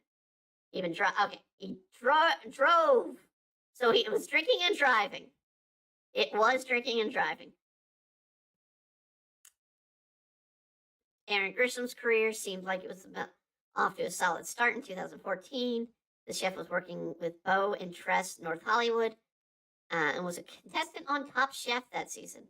While he wasn't exactly the season's most well-liked contestant, his competitive attitude didn't win him any friends. Grisham made a name for himself in the TV career when he was arrested on charges of domestic violence. So another wife beater. Yay. Buddy Valestro. Listed cookings, learned mixing alcohol. Of course, Cake Boss, the man himself, the Cake Boss. Found himself in handcuffs in 2014, arrested for driving while intoxicated. So another drunk driving.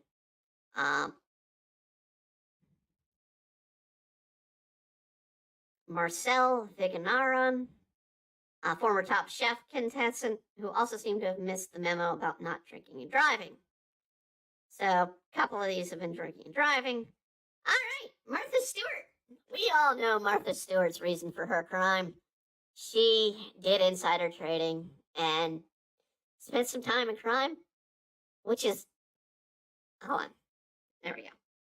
Which is by far more interesting when she does her cooking show with Snoop Dogg, and Snoop Dogg doesn't have an arrest record, but Martha does. So that, yeah, okay. There's our criminal chefs that have dealt with crimes. This being the worst of them, attempting to kill his wife. So, yeah. Murder. Not a great career builder. Unless you're an assassin, which is probably a great career builder. But yeah. Murder. Don't murder. Don't go that route. I hate to say it. I had a friend who almost did it. And I had a friend who ended up being the victim of a murder. And again, as I stated at the top of the stream, I will be in court tomorrow because of a murder I witnessed. Not going to be pleasant. And I'm not happy to go to court tomorrow, but it needs to be done.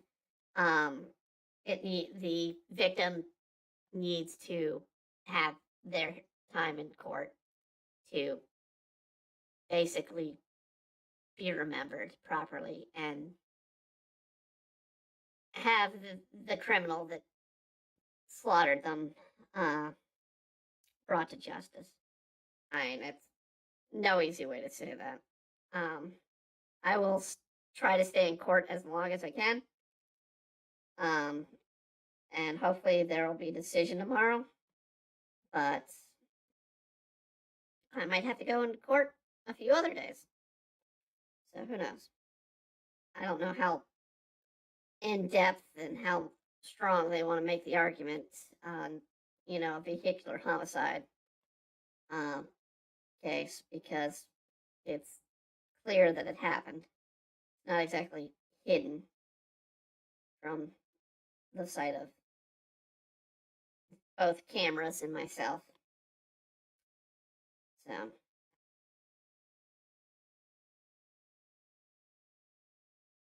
but it's not my decision whether they're guilty or not. I can state with my opinion they're guilty. But I'm not a juror. I'm a witness, so I can say that.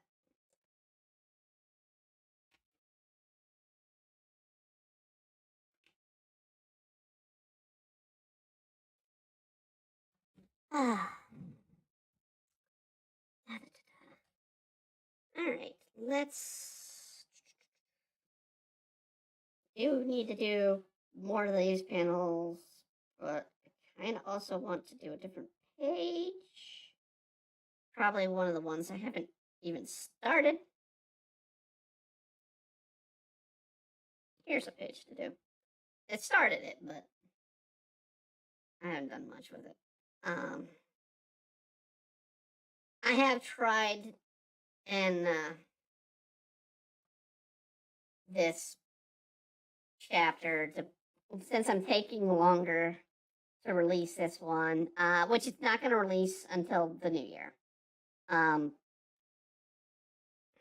I've been trying to make sure that I do a little more care and detail on the chapter, which is supposed to be a real quick put together comic. And Demon Blade's supposed to spend more focus, but Demon Blade being a weekly, while Ida and Witchin is a monthly. Witchin tends to take the side of being late because it's 16 pages to draw in a month, and it takes time. I've talked about it before. I started Demon Blade out on a 16-page 1 week timeline, literally with Demon Blade 0, and it nearly killed me. 3 hours a night of sleep and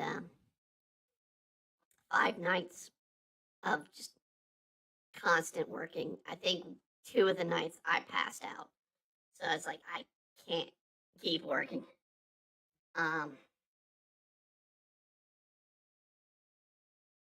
But I did it. I made 16-page comic, and promptly, 7 days.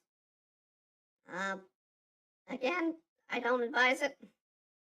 It's challenging and exhausting, and it damages your body. I came out of it in a lot of pain, and needed a rest. Needless to say, the first run of Demon Blade 2013 was monthly, but it was 24 pages versus the current 36. And we take a lot more detail with Demon Blade than we do now. Armin do then.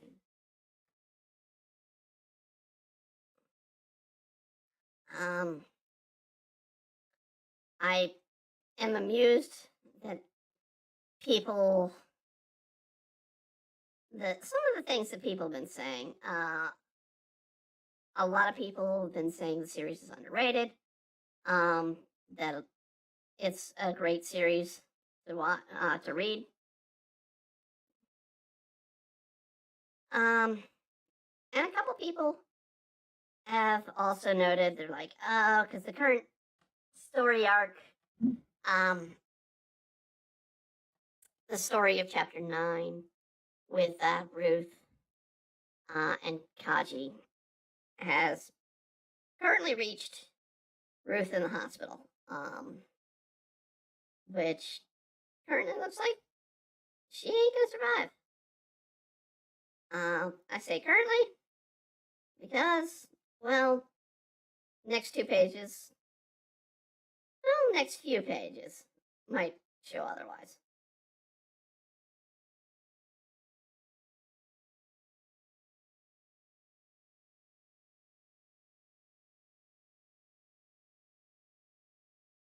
It is a little cow-like acting up there. And her hair come out. It is important to me to still follow some elements that I use in Demon Blade, like changing outfits. Your character, even though it's a comedy series, having a character wear the same outfit day to day is frustrating. And hair. Chapter 5 will pretty much start with Ida getting her hair taken care of. Getting it to the sort of more iconic look that I've drawn her in, with the double helix hair.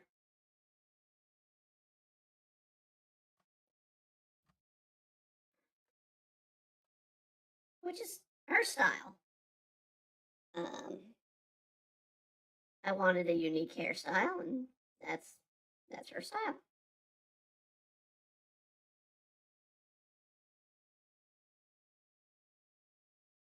Get her to snore a little bit there. She's finally asleep. Which the page before shows that she didn't sleep well. She did not sleep well. Basically, admitting that you may have screwed up choosing to be a girl in college when you haven't prepared yourself for that, let alone the other issues that'll be built up for her as she goes.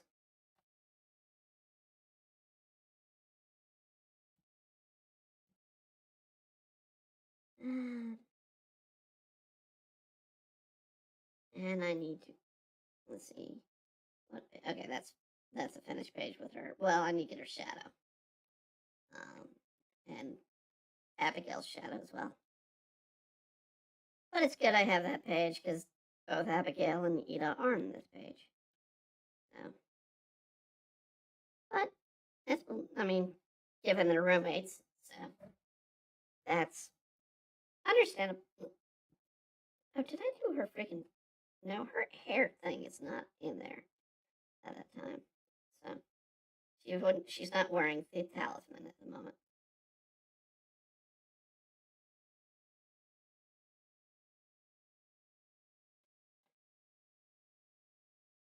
Ida initially thought, when going into college, she would have a room to herself, not in the girls' dorm.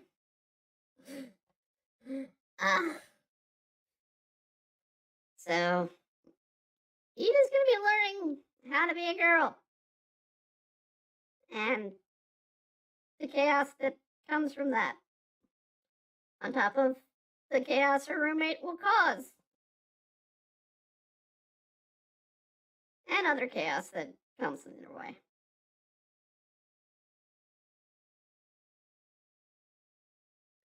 But Abigail being an element of chaos is almost guaranteed that something's going to happen. And I mean, between Mai, who's an agent of chaos and Demon Blade, and Abigail, in which Abigail's worse. Mai may be, an element of chaos in some sense, but she has her reasoning. Abigail just wants to cause chaos. So she finds the humor in it. Another Abigail fact on there. Abigail's been in college for 7 years at the time of the two meeting. Each year, Abigail changes her subject. This year being interpretive dance. Just taking on the stupidest of college courses, which is Abigail's style. Ida is general studies. That's not her color. This she's got pink. That in bed clothes because I know I've got already drawn.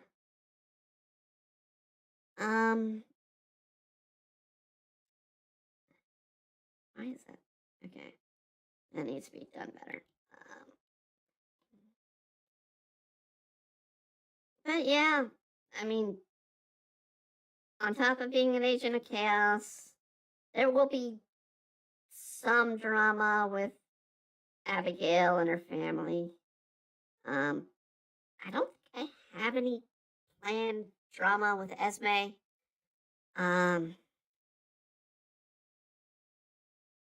Other than just her getting upset at Ida doing things wrong or, you know, not doing things correctly, not learning. Well, I can't say not learning magic correctly. This is the one thing that Theodore does do pretty well, is when it comes to learning magic and discovering magic. With the exception of potion crafting. I do have it stated that Ida is horrible at that end, at potions. She also can't do prediction magics. That her mother is a huge success in.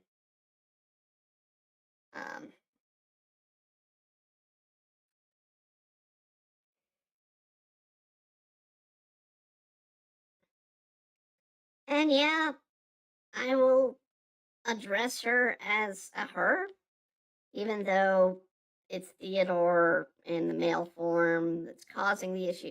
Shoot. I did not mean to do that. I screwed up. I put that on the wrong layer. But yeah, Ida is a her. Technically, they're gonna be a her in the comic. Theodore will appear now and then, situationally, but primarily Ida's a her. Even if they're in Theodore form.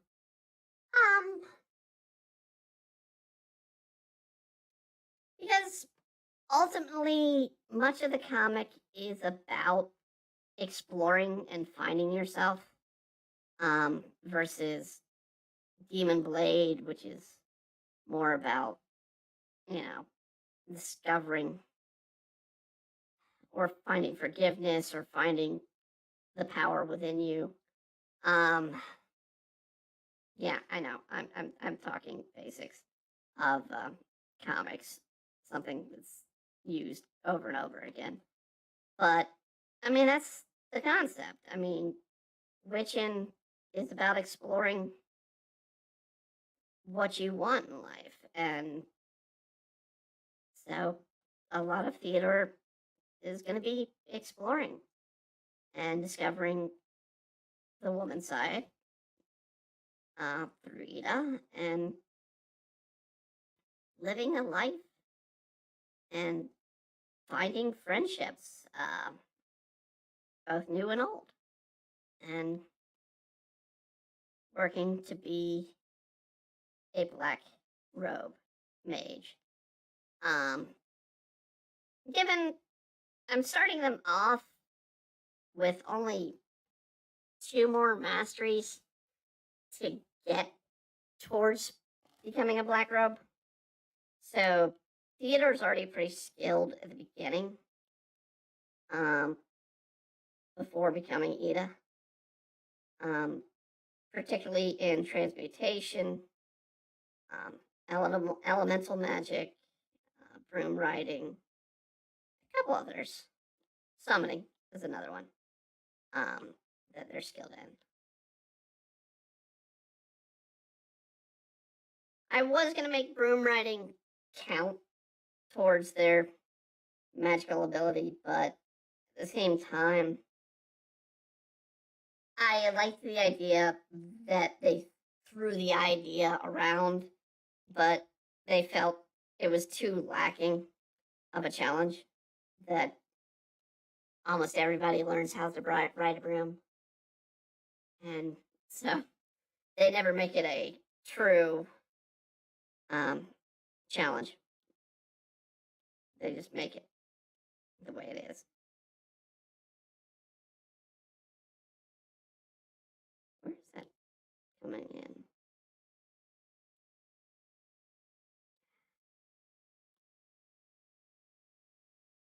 I'm going to keep freaking drawing this in here. There we go.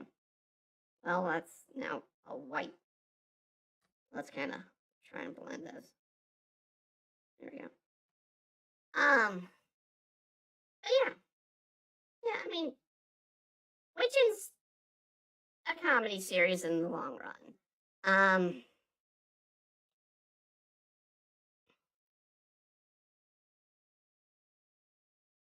Just between the chaos and the sort of basically unfocused concentration of Ida and a few others. I mean, the chauvinistic nature of Val, I've already established in tonight's stream that Val is very much a guest on character. He will continue to cause Ida trouble.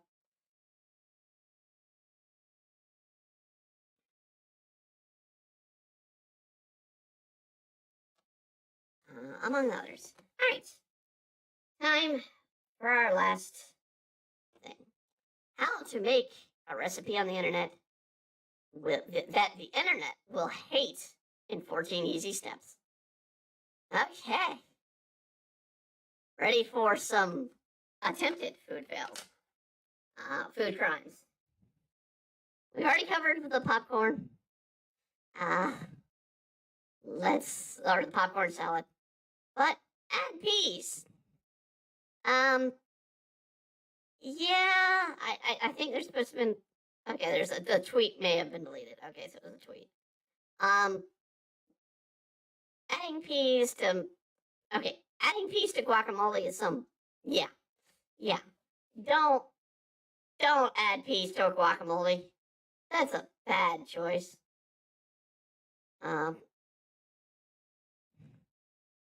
But not buying peas and guac, onions, garlic, and hot peppers, classic.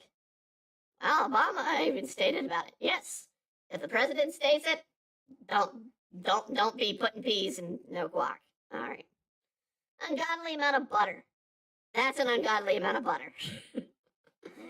Yes, you do need to butter your bird, your chicken, your turkey. Use butter, but that is more butter than chicken, right there. You don't need that much butter. No, that's just fat. It'll make it taste great, but that's a lot of fat. Throw some romaine lettuce on that and call it vegan.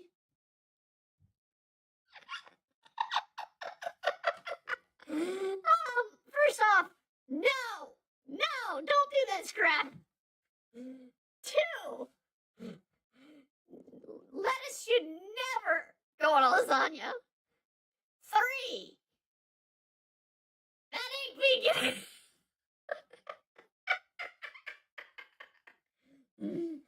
But I agree. Vegan itself, in my opinion, sometimes is a food crime.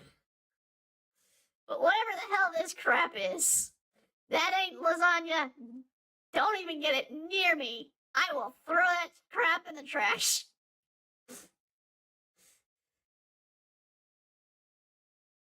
Include a self-indulgent 5,000-word preamble to your recipe. No. Dip fish into Kool-Aid. Again, I am allergic to seafood. I don't think the few times I've had fish, I don't think it go great with Kool-Aid. Maybe Kool-Aid on the side, but not powdering your fish in Kool-Aid. No. Salt it with offensive levels of caucasity. Let's see. I want to try and read this. Take celebrity Jeremy Oliver, notoriously high on the internet's most food wanted felons, listen to criminal acts like turkey twizzlers. All right, Jamie Oliver, I hate you more. Turkey twizzlers. We're gonna have to look into this. But a bigger offense was now deleted recipe of the pella with chicken thighs, paprika size, or spiced chorizo with an authentic paella that is not just rice and stuff. It's a dish with proud origins of the rural Galicia. If you put paprika spiced chorizo on it, get ready to crucify it online by a bunch of angry Spaniards. Okay, nothing really about salt. Jamie Oliver would hardly use any salt, to be honest. Let's see this.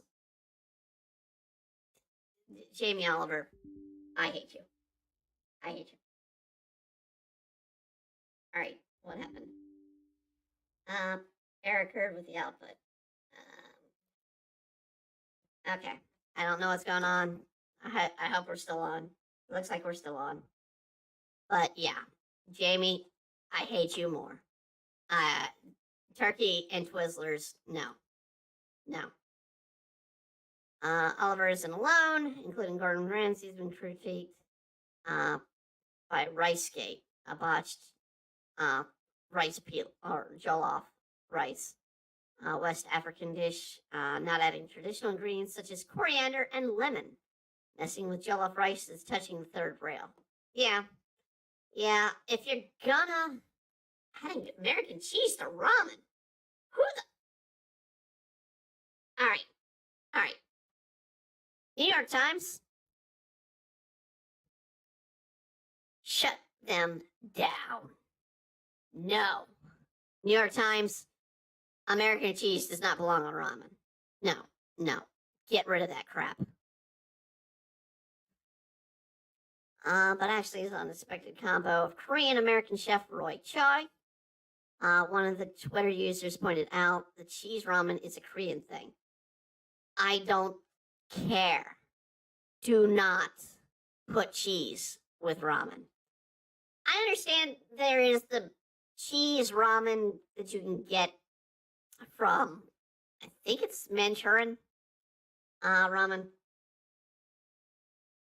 That is just mac and cheese. That's not ramen and cheese. No, or that's not a ramen dish with cheese added. It's a bad choice. No, don't. Ruin your pizza like a psycho. Now, that being said, mint chocolate, broccoli, and pineapple pizza. Yes, it's disgusting, but I'm willing to try it. I do like pineapple on my pizza. Hate me all you want. I've had broccoli on pizza before. Not a bad problem. The mint chocolate's going to be the problem. That may make the pizza worse. Now, it doesn't look like there's really a sauce here, so I'm guessing they use the mint chocolate as the sauce, although I don't know. It does look a little bit like they got some tomato sauce here. Yeah. I'd be willing to try it, but no. just like a mayo sandwich. Banana and mayo. No, no, no. Again, not a fan of mayo. Also not a fan of banana. I've had bad experiences with banana. I literally ate one that I thought was ripe, and then the inside was rotten. And I hadn't gone back to banana since because it makes me sick. But banana and mayo, no, no. Slather it in risk of heart failure. All right. We probably could have filed this an assault under either crimes against pizza or obscene capacity, but this Franken dish, Mashable create, under the words of creator, deserves a spotlight of shame. Twisted Foods chicken pizzadella recipe can clog every single one of your arteries in 527 easy steps. Don't forget the ranch dip. No, no. All right. I'm gonna play this, but I'm gonna turn the mute. I'm gonna mute it. So we're gonna mute it. Brown sugar, chili pepper, salt, pepper. All right, brown sugar should not go in a pizza. Chicken breasts. So basically, it's a chili chicken. That's fine. That's fine. Now I understand the brown sugar, and I'll give it that. Barbecue chicken on a pizza, not a problem. Or chili chicken on a pizza, not a problem. Spring onions, red onions, barbecue sauce. Running more barbecue sauce? No. It looks like a good thing. And yes, I do tortillas. So tortillas and a lot of cheese. And putting this chicken creation. So far, not a problem. I don't have a problem with it. More cheese. Another tortilla. Did they put up sheet? Chill for 1 hour. Sour cream, onion powder, chives, parsley, mayo, garlic powder, lemon juice, and dill. Why the mayo?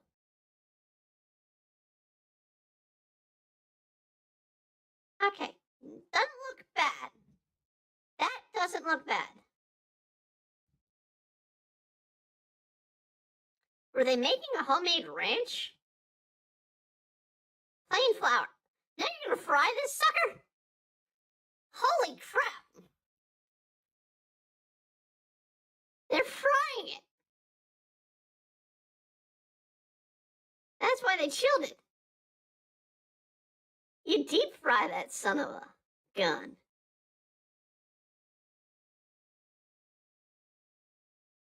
That's deep fried. Now you add pizza sauce, which is on top of the barbecue sauce, on top of the chili sauce. Now with more cheese, pepperonis, grill for 5 minutes.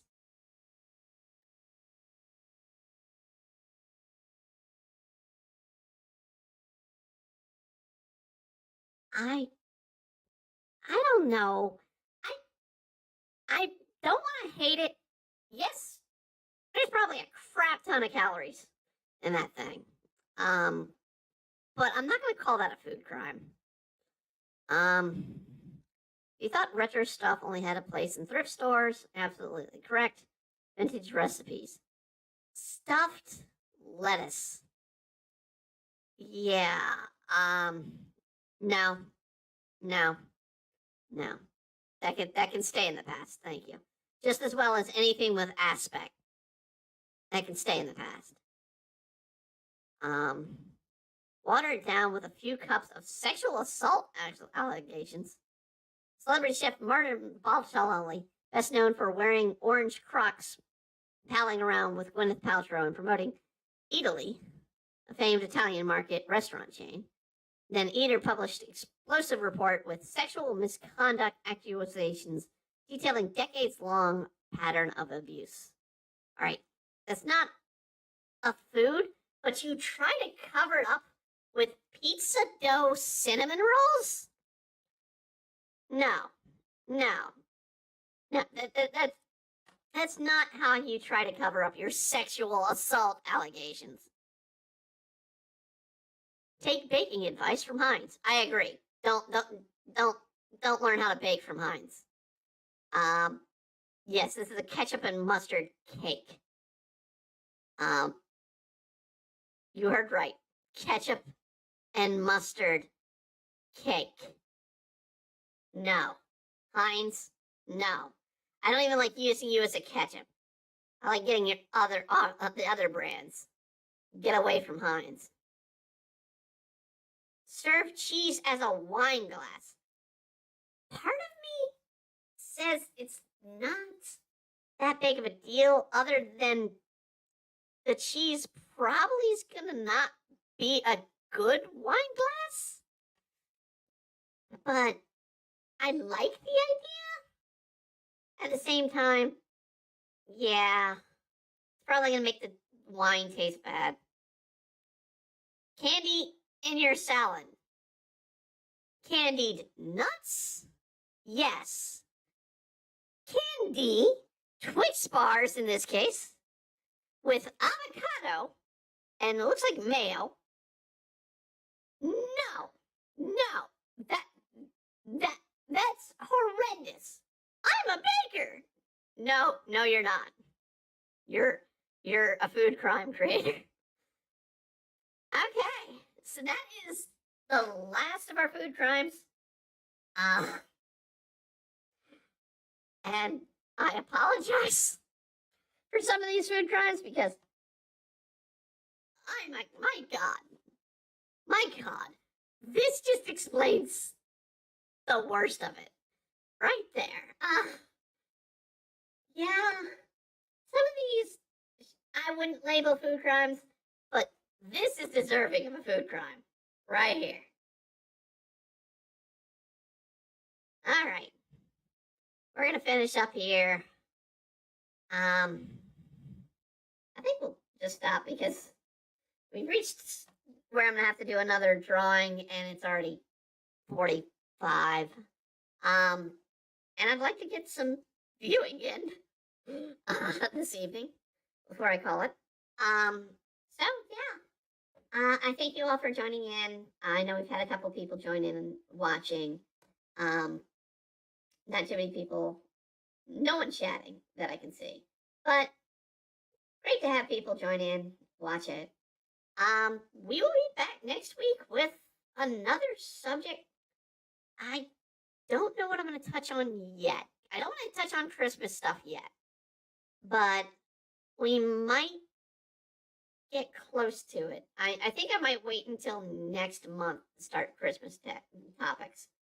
So yeah, we'll be back next week with another topic-based drawing session as we draw comics.